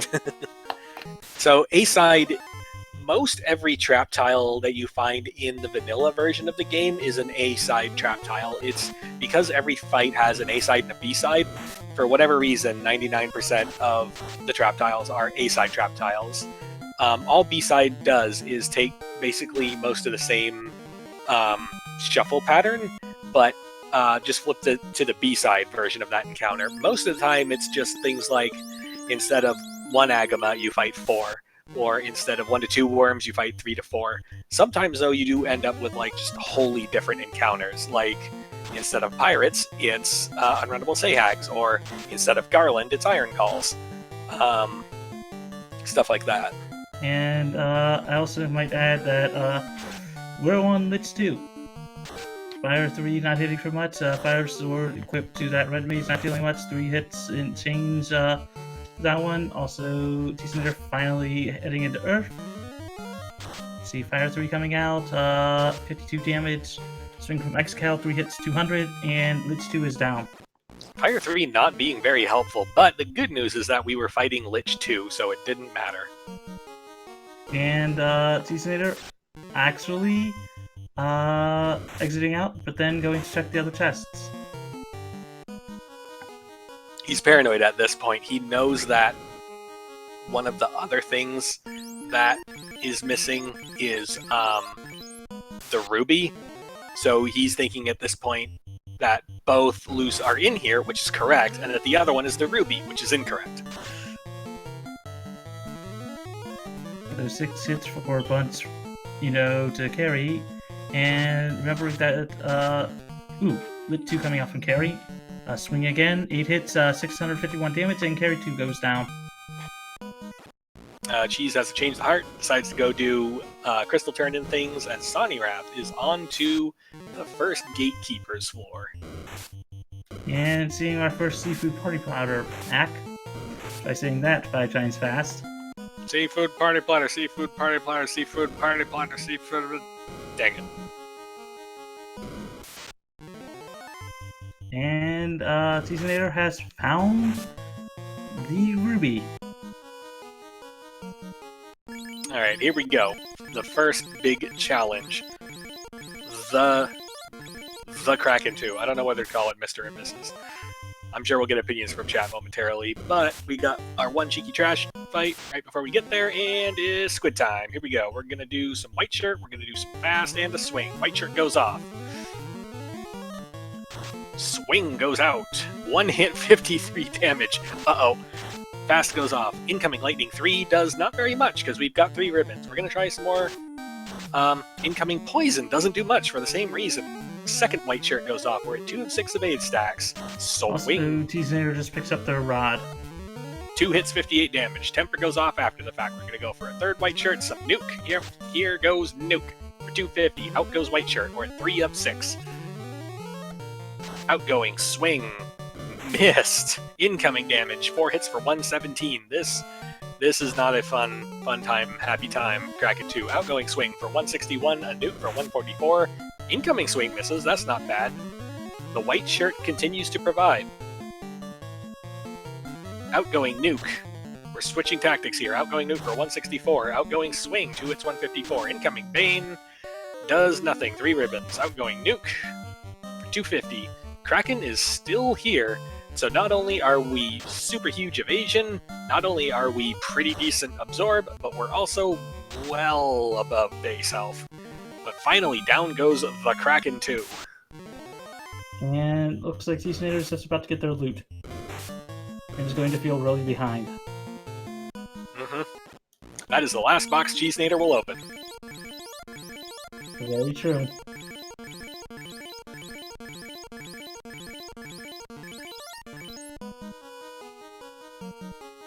Oh, Here. Fun time to you 2-time. Take it. 4 hits, 41 damage. White shirt coming out. Fast coming out. Black mage onto the fighter. Thunder coming out, not much damage-wise. Swing. Up to double temper. Swing again. 8 hits, 200 change. Rub coming out for nothing. It's ineffective. Tempering. This ought to be able to swing for some massive damage. More temper. Opting to use that last charge to nuke on from that black witcher. Hard to talk sometimes. 7 hits, 900 and change damage, and tier 2 goes down. When Xcal crits, boy does it. I mean...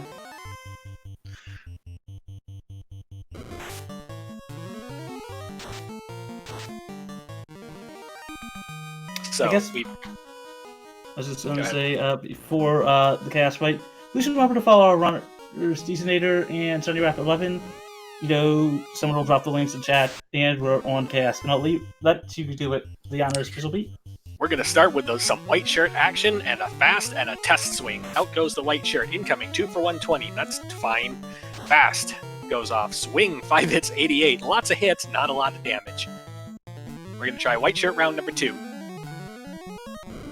Incoming punch again, 2 hits, 120 again. Outgoing nuke for 135. Outgoing swing, 6 hits, 6 damage. That's the wrong direction. It's time for tempers. Incoming punch misses. Outgoing swing, 5 hits, 5 damage. That's still the wrong direction. We're at 3 of 6 evade charges from the white shirt. Temper goes off. We're going to consider our options briefly before we commit to just all power to Sissy. Outgoing swing, 7 hits, 160. Incoming punch doesn't do anything. Temper goes off. We're going to continue buffing the crap out of this knight. Next swing, 5 hits for 412. Incoming swirl. Doesn't do much. We lucked out on that one. Temper goes off, and then temper goes off again. Next round, we're starting to run low on health, and we don't have any healing magic. It's a damage race at this point. Temper goes off. Incoming nuclear. Down go the mages. It's 1v1. 7 hits, 545. Nuclear again, and Sawney twice. So to recap... It's a race now. To recap, we had swirl into double nuclear, and we have no healing magic. Would you give Cheezinator the edge here because of having Massa, Xcal, and Heal 3? Or the Xcal... the time advantage is still a thing? The Xcal is irrelevant because the knight will be swinging Mazza at that point. The Mazza... If Xcal wasn't doing... Well, no, Xcal is worse against Chaos than a Mazza is. It's the only enemy in the game where that's true. So, the Mazza might get off the ground faster. And if Cheese is conservative enough to use Heal 3s, he will be rewarded greatly.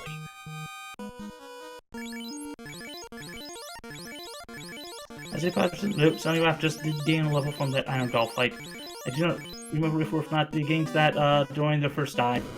So his knight is at 25, and his rest of the party is roughly that level across the board.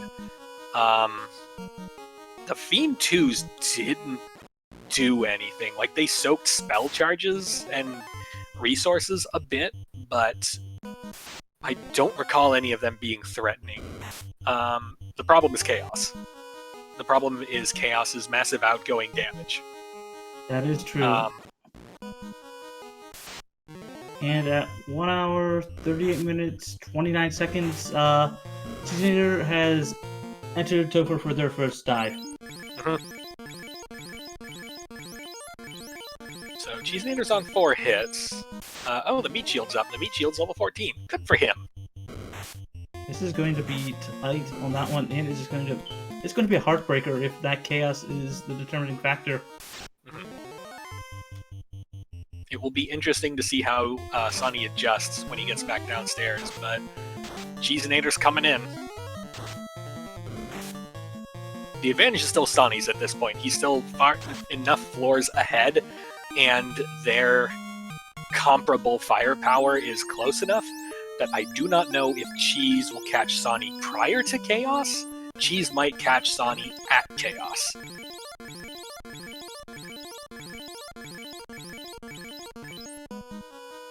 I mean, Cheezinator is only one floor behind right now. Mhm.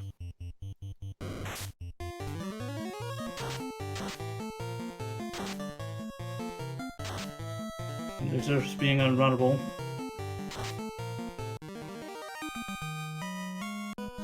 They are on the same floor.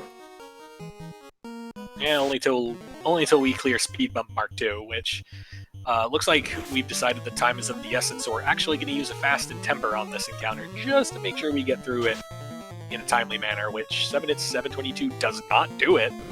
What? Swing, 5 hits for 11 though does. Alright. That was a weirdly large Lich too. And Sunny is now down to the carry floor. Agamas. Good EXP, but not now.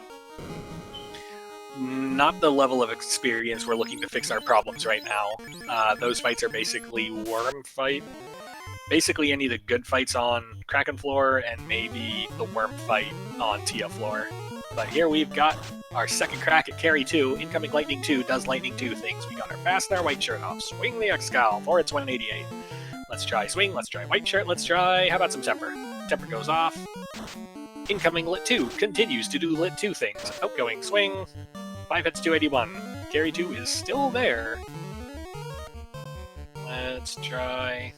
I'm gonna layer on the Temper a bit. Outgoing Swing, 6 hits 351. Incoming Fire 2. We change the element, but it still does the same damage. Temper goes off, Temper goes off. Probably the last round, yep. Swing, wait. Swing, 6 hits 643. Down goes Carry 2. As Cheezinator pulls Speed Bump 2. While Cheezinator is fighting Lich 2. Given that he's looted basically every weapon in the game, he's equipping them across the board. We've got the Knight swinging X-Cal, the Black Belt swinging Baza, and the Red Mage swinging a Sun Sword. 2 rounds of pretty okay melee, and down goes Lich 2. Although I am surprised not equipping the Vorpal, or did he drop it? Unsure, but I would not expect to see Vorpal on this knight right now. I would not expect to see Vorpal on this knight at all, actually. Sun Sword is probably just better, although that Red Mage is not going to be doing much melee swinging anyway. Oh, hey, look at that!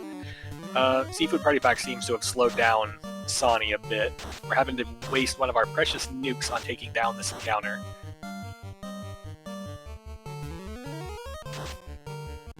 Not much you can do when you get ambushed. Time to fire hose some heal pots as Cheezinator takes on the Carry 2. We're gonna try some nuke for 190. Incoming Lit 2 does Lit 2 things, except for the Black Belt. Outgoing Mazza Swing. We've shuffled our weapons. 7 hits 379. Down goes Carry 2. Swing if that's X-Cal, 126. 3 hits from Kraken. Fasting up that Knight.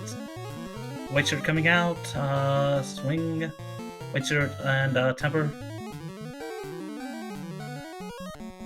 This is going to be close. 2 hits, 160, Poison coming out.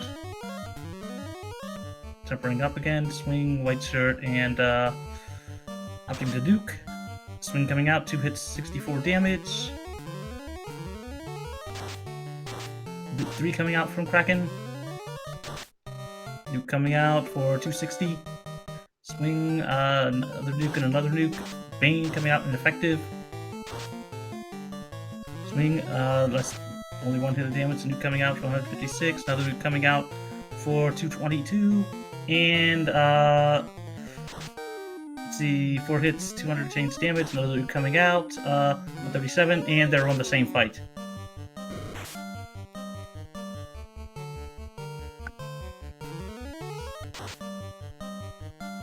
And Kraken 2 is down for Sawneyrath. Sawny the first through the Kraken 2 fight, but I do not see Cheese being very far behind. We've got the Meat Shield prepared and ready and willing to do Meat Shield duty. but I feel like the melee damage of this knight is going to get off the ground faster. Let's see this knight swing. 4 hits, 333. Not great, but still better than what that Excal was able to do. Out comes Bane, and down goes the Ablative Meat Shield. Oops, oh well. Let's try double nuke in a swing. Nuke goes out. God. 120. Swing. 5 hits, 320. Next nuke. 268. A swing and a crit, but that red mage is still there. That was an oh crap moment.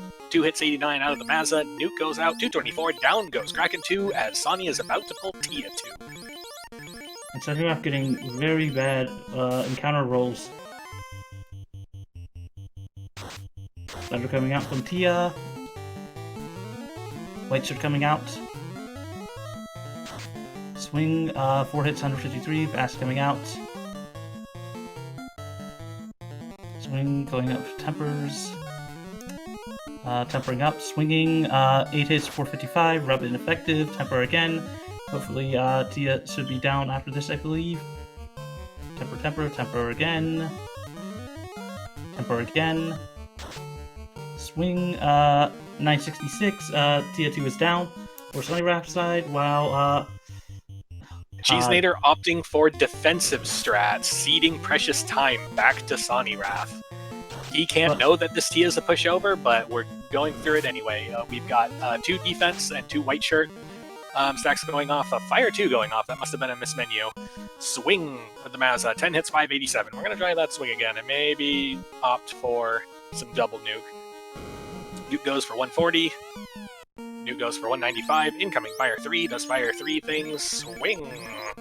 10 hits, 839. Down goes Tia 2 as Sonny is doing the last heal potions. Doesn't get fully healed, but is about to take on Chaos anyway. And down to 1 temper. Swirl coming out. Swinging. That was okay. 8 hits, only like 80 some damage. Tempering coming out on that one.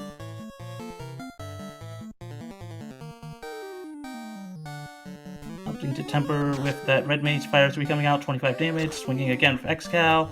7 hits, 40 some damage. Tempering up. Nuclear coming out. Ew. Swinging again, 5 hits, change damage. Nuclear coming out. Oh god. And I've missed it. Cheezinator's already pulled Chaos as well. Yep. Defense coming out. This is going to be horrible. Cheezinator knows not the horrors that await him, opting for defense strats, and now starting on using one of the heal 3s now. The hardest part is whether or not he actually uses skills. Cheezinator's Chaos opting less for skills, more for punching that Black Mage into oblivion, but we're going to swing 8 hits for 392. Now the skills come out. Swirl for about 100 to both. We're going to try our last heal 3. That's going to be nice. Will it be enough to stop the 2 nuclears? Outgoing swing, 8 hits, 520. Here comes the first nuclear. Big damage to that knight.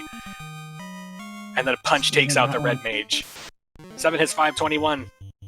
And a nuclear takes out Cheezinator. Ew.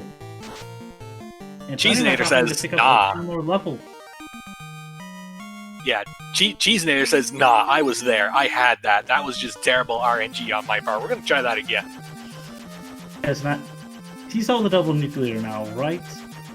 Yeah, she saw swirl into double nuclear. And she's also saw that it took a couple of rounds for him to figure out how to punch a black mage to death. Oh god, Sawneyrath, where are you? Okay. Stopping by the location of Crescent Lake, which is Elfland. Just digging for spells? What are we digging for? We're looking for something. We're looking for something in black magic. Black magic or white magic, most likely. Black magic. Exclusively black magic. Lock 2.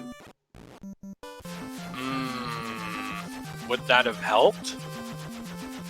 Considering you have the fast on that one and the temper, and having to swing Excal, I think it might help a bit. Possibly. Whatever it is, we're desperate to find it. We're desperate enough that we're headed all the way to Onrak location to look for it. No, we're not. Oh god. Either we just remembered what it was, or we've given up looking for it. Oh god, this is going to be heartbreaking. In either way on that one. Sani knows at this moment that every second not actively in pursuit of a thing is time wasted. Is what we're looking for level 2. What was in white magic? Heal. Heal. We're looking for healing magic. Sani is looking for heal or heal 3. I did manage to pick up the full party heal spell. 4 charges of that will be worth effectively the same as, we'll be generous and call it, that's 1560 times 3. Oh, also picking up cure for the knight. Call it 6 heal pots that we're basically saving with level 2 heal.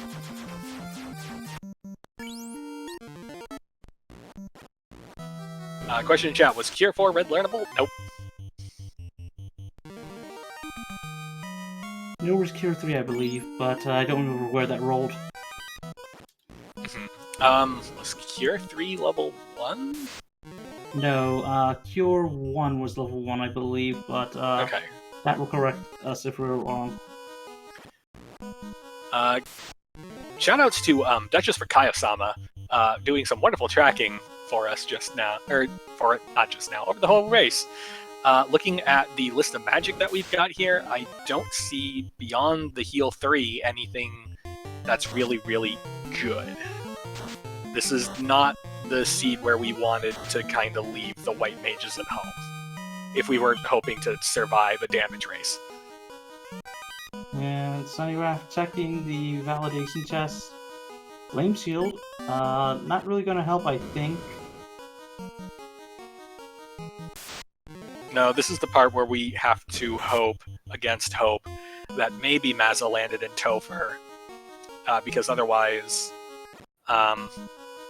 we have to start wondering where things are going wrong, because like Sani has wiped twice in Topher. Sani knows 100,000,000% that Cheese is in here. What he doesn't know is Cheese's configuration and where Cheese is having the same problems. And Sawneyrath probably knows, considering where that canoe was, that Cheese possibly picked up at least X-Cow.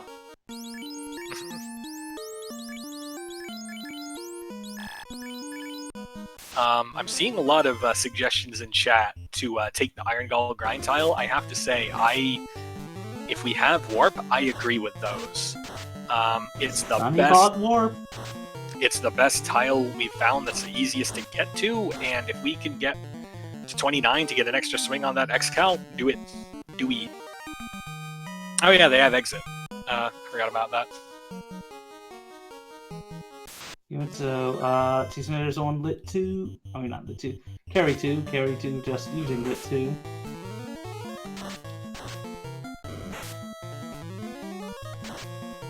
Although Sawneyrath having to waste a few of those nuke charges.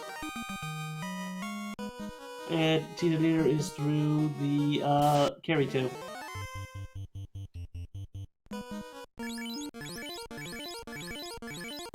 I think the major problem has been the encounter table. The encounter table has been kind of cluttered in the most awkward places this seed. Because if we take the hard reset coming in, and we follow pathing perfectly, we get the one stupid surprise encounter in front of Kraken 2, which is always just the worst feeling in the world.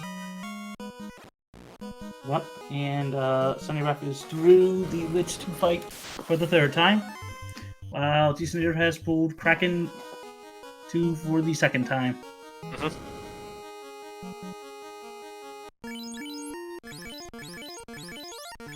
Three coming out from Kraken, Reeves coming out, White Shirt, didn't see that one, Nuke, and Bane coming out, getting the one party member that does not have a ribbon.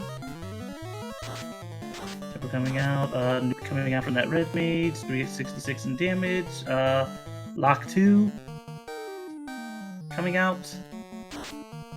This is not a bad boss to lock 2 against. It would save having to just load up on tempers to just, really connect with the few hits that do connect.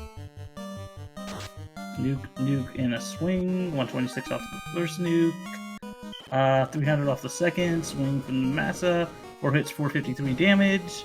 And Cheezinator's gotten through carry 2, while Sawneyrath is on the Kraken 4. Question in chat, where was heal 3 again? It was at Crescent Lake, which is at Lefane location. It was one of the red learnable level 6 slots. And Cheezinator's pulled tier 2. Opting for fast, white. Rub coming out, ineffective. Defense stored up that night. White shirt coming out, fast coming out. Swinging, opting for some temper, opting for some more temper. Fire 3 coming out. For a bit of damage. Temper coming out, 10 hits, 1,000 damage. Yeah. Nuke coming out, swing, 10 hits, nearly 1,000 damage.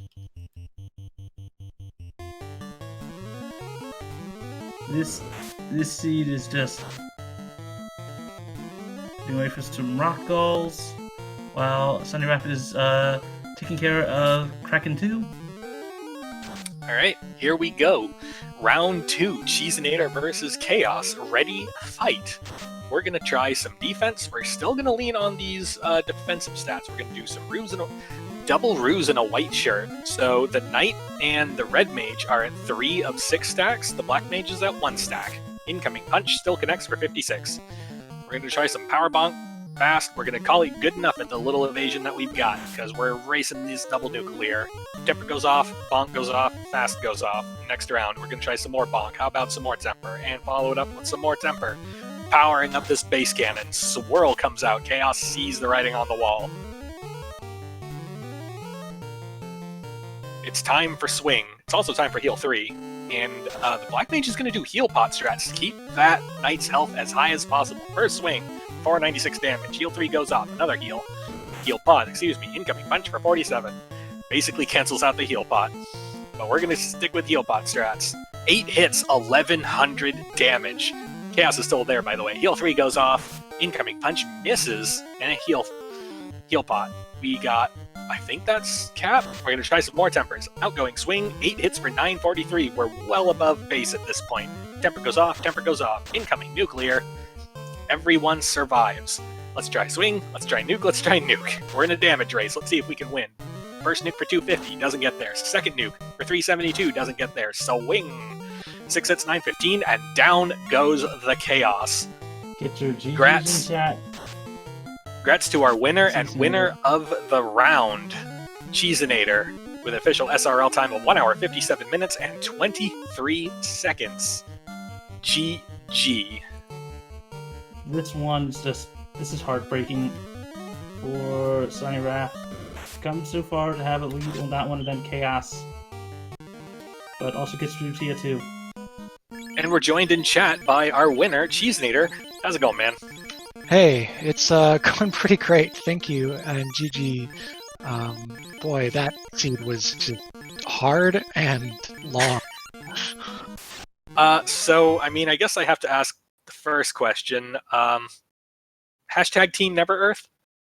Oh, yeah. I think Rodless Earth is the kind of play you make when you either feel behind or you feel like you need to outgamble an opponent. And until I got down to the last couple of checks available, like those key locks, I didn't think either thing. So I went to Earth last, and then I was like just kind of crossing my fingers and hoping for something to bail me out with Topher. But then I wiped on Chaos, and I was like, oh no, okay. With the last person wiping on Chaos, surely this is the end. But I guess Chaos was really difficult for Sony as well. Yeah, Sonny was the first to Chaos. Sonny was was a full Topher dive to Chaos ahead of you in entering Topher, but he hit the same landmine you did, the swirl into nuclear, and that basically spelled doom for his and your first dive. After you saw that, talk me through what your adjustment plan was. Yeah, so my adjustment was that I was going to not use any heal 3s outside of battle or on any other fiend fight because that was my only burst healing. So I definitely planned on using heal 3 as quickly as I could in response to any AoE on the last fight. Additionally, I think you saw me menu heal pots with the Black Mage a couple times. I was like, all I need is for this fighter to live about 3 more turns and I will win. So those were some of the adjustments. Additionally, I didn't spend a lot of time evasion stacking. I think I got, defense ruse, white shirt, and then was just done with that and focused mostly on offensive buffs. I didn't worry about party order because chaos, after a couple stacks of evasion, wasn't hitting that hard. So I was like, okay, let's leave the fighter in top so that chaos doesn't randomly punch down one of the mages, and the mages can continue to add utility to the fight, get those tempers out, get those heals out, and get me through it. I needed the full team, or at least the full team minus the black belt, who did his job but died to Bane both dives. So I guess my next question is let's talk party composition. So we had our super fun draft. You opened with Black Mage. Thoughts behind that? I did not open with Black Mage. Sawney opened with Black Mage. Oh, sorry, I have these notes reversed then. I responded with my 2 comfort picks, and then he rounded it out with a fighter, which is his adjustment to our previous draft where, the Black Belt and Thief strats weren't working out for him. So talk me through Black Belt Red Mage.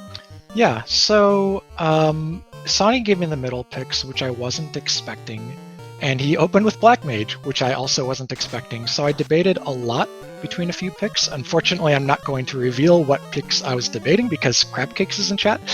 But I knew for sure I would still take the Black Belt because it worked in game 1, and then I thought for a while and thought if I don't draft white magic of some kind here and Sawney doesn't either, I don't want this run to come down to like wipe luck because nobody had life or healing or anything like that. So I was like, okay, let's just stick with the comfort pick. I think I can execute, black belt, red mage, black mage, anything. And then he gave me the fighter, and I was like, well, this is fine. This is the exact comp I took into Crab Cakes in week 2, and I practiced a lot in the first few weeks of Swiss because it's a flexible composition that can go fighter or black belt depending on what the seed gives you. And this seed gave me fighter stuff, so I did fighter stuff. I guess that's going to lead into my next question. So you get the buckets of fighter gear, or fighter armor specifically early, but you've got no weapon for like the longest time. Was there a world in which you ended up pivoting back to black belt? Only if I found a super good grind. When the T-Rexes on the overworld and Mirage were like just a little too strong and had stun touch, I was like, I can't solo grind these with a black belt comfortably. And because of being in that space, like when you're in Mirage, there's one grind tile 3 floors in, and there's not really any other way in that zone of the game I'm in to do the black belt grind then, and I wasn't going to do it any later in the seed. It's like then or never.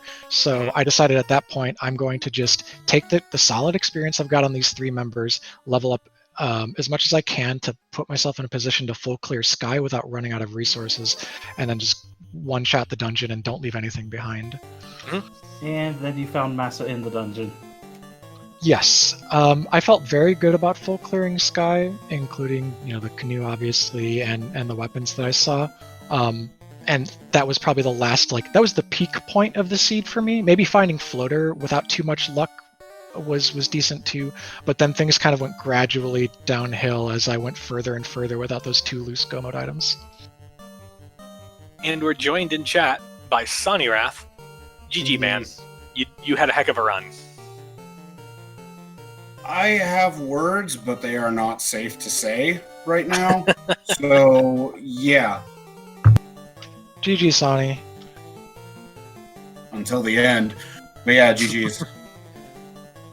So, Sawney, take us through your early game. You saw that Sea Shrine was an option, but you bailed and went to Marsh. Talk to me about that. I was super fascinated to see that. So yeah, the marsh dive over C. 1, it was due to my level situation. 2, it was due to my magic situation. The only real offensive spell I had was Ice 3 at that point in time. I had Fire 2 available, but I only had my Black Mage with it. So C was a little out of the question at that point. Not to mention finding the Ghost Tile and Marsh gave me information that I needed. The other reason why I went to Marsh is they're low-level enemies. They have a decent EXP yield for that point in the game. I might as well just go ahead and give it a shot, see what I can get. Yeah, I got a dragon armor out of there, and if I remember correctly, the canal was in there. So Canal wasn't there. Two pretty nice finds, all things considered. After that, I was kind of frazzled on where to go until I saw where the chime was, which that was definitely nice to find. And then going to Earth and, oh hey, red giant Agama tile. Oh hey, I have level 1 Ice 3. Yeah, this looks like a grind that's going to happen until I'm about level 15, maybe 16. I did not know about that grind. I imagine that got you very well taken care of for the early game. It really did. It was Hall of Giants, very first encounter. So, Sani, let me rewind back to the draft real quick. You opened with Black Mage. Talk to me about that. Yeah, so our last race on Thursday, I gave Cheese the opening, and he opened up with Red Mage. And being myself, I'm going to follow up with Double Thief. But in this case, I knew I needed to take the first pick. Black Mage is a pick that you really don't know where your opponent's going to go next after that. So you have to play it either really safely or somewhat dangerously. And I guess my next question would be, so this might be a touchy subject, but Topher. First white to swirl double nuclear. What's going through your mind at that point on how to adapt to that? Either grind or go in, give it another shot, see if I can get Chaos into a loop where he's meleeing, even though I didn't have enough stacks of evasion at that point in time, which never happened. Or hope for low roll nuclears, which also never happened. Either way, it was one of those situations where I was kind of screwed time-wise, and I didn't know where Cheese was, so I didn't feel comfortable going back to grind. And if I had gone back to grind, I probably would have gone to 30-31 and gone back in. Maybe had a better chance of clearing it, though I highly doubt it. Because I don't even know what was after that second nuclear. Yeah, knowing what we know now about Kraken's HP pool, actually Tiamat's as well, and Chaos's HP pool and skills, like a black belt would have been great for this Temple of Fiends, but you would have had to have, again, found a spot early, and I didn't find one. Yeah, I actually thought about bringing the black belt back up after I found that Red Giant Agama and used that. The only problem is that my black belt was still level like 4 or 5. So it would have taken a decent little while to actually get him up there. Yeah. So my black belt actually, he didn't go down permanently until mid-teens around Mirage Tower. And I brought him back up for Topher, obviously, but with no life magic, he's one and done. And he was, in the 200s HP range. I threw the Maza on him and actually got respectable damage doing Excal Maza strats for the first couple of Fiend fights, and then I would switch the Maza back to the fighter, and then Black Belt was just on white shirt duty. So he ended up actually having some utility just as that fourth body. I see none of us checked level 6 magic, which that may I did too. Level 6 had heal 3, which I really needed. I knew that was at Lefane, and I knew I didn't have time to burn for that. I made sure to promote before going to the extraneous towns, because I didn't want to run into them and be like, oh, I need this promotion locked magic, and I don't want to have to come back. So I was fortunately able to pick up Heal 3 the first time I visited. Oh yeah, I promoted real quick. I will add that, Cheezinator, you were the first into the air between you and Sawneyrath, whereas Sonny had found both loose items before you, so was able to selectively start, checking, skipping chests. Yeah, that's. I would rather have been in Sonny's position with the loose knowledge than in mine with the early floater, because early floater didn't matter if I'm still going to go full clear the entire game and turn in every single fetch quest chain, including the horrible multiple dips of so many continents and dungeons and stuff. Not really, they weren't faulty double dips. It's not like I left stuff behind on purpose or anything. I knew I had the 2 orphan chests in right side C for most of the game, but that was clearly going to be a late check anyways. Go ahead. I was going to say, Mages, do you have any questions for our runners? Yes, I do. Sonny, once you found Excal, did you think about, endgame weapon, did you think about checking the one last group of chests up north in Sky? No, my goal in Sky was to find an in-game weapon, which after I got Excal, that was my weapon that I was either, all right, I'm going to make it through with this, or I'm going to die horribly with this. In which case, the latter happened and not the former. I know that Mosmune was up in that room of Sky 3, though, thanks to catching onto that information through here.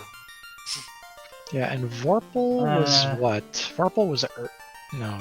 Where was Vorpal? I have it because I full cleared the game, but where was it? It was, I think, either Ice or Volcano. I know both katanas were in the Volcano, though. Vorpal and Ice sounds right. Yeah, I believe it was Ice. Also, the defensor was also. Oh no! Ice, chat's saying Keylak Temple of Fiends. Okay. Yeah, so I had options. If I went in the first time and I was just getting stonewalled by Absorb on one of those fiends, I of course could have put on the Vorpal, but every one of them seemed to be taking respectable damage from Maza. Yeah, I didn't really get stonewalled on Absorb too terribly heavily until Chaos, but even then, at that point, it was, I don't really have the time to go search chests.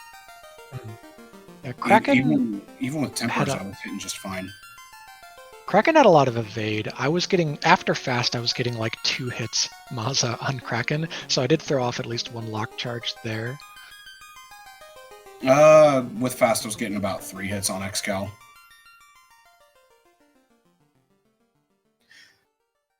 All right, I think we're going to call this a show, and we're going to move on to final thoughts. Cheezinator, final thoughts. Yeah, it has been an intense, difficult, but very fun and rewarding tournament up to this point. I'm super stoked to have made it to top 4. I've now beaten my pre-tournament expectations. I feel like I'm in very, special company. The other people in the top 4, including my next week opponent, Crabcakes, are all just godly runners. So it's nice to be here. I'm not scared of Crabcakes in the way that I think people knew I was visibly scared of her before our Week 2 game, because I won in Week 2 and then I won again in the play-in race.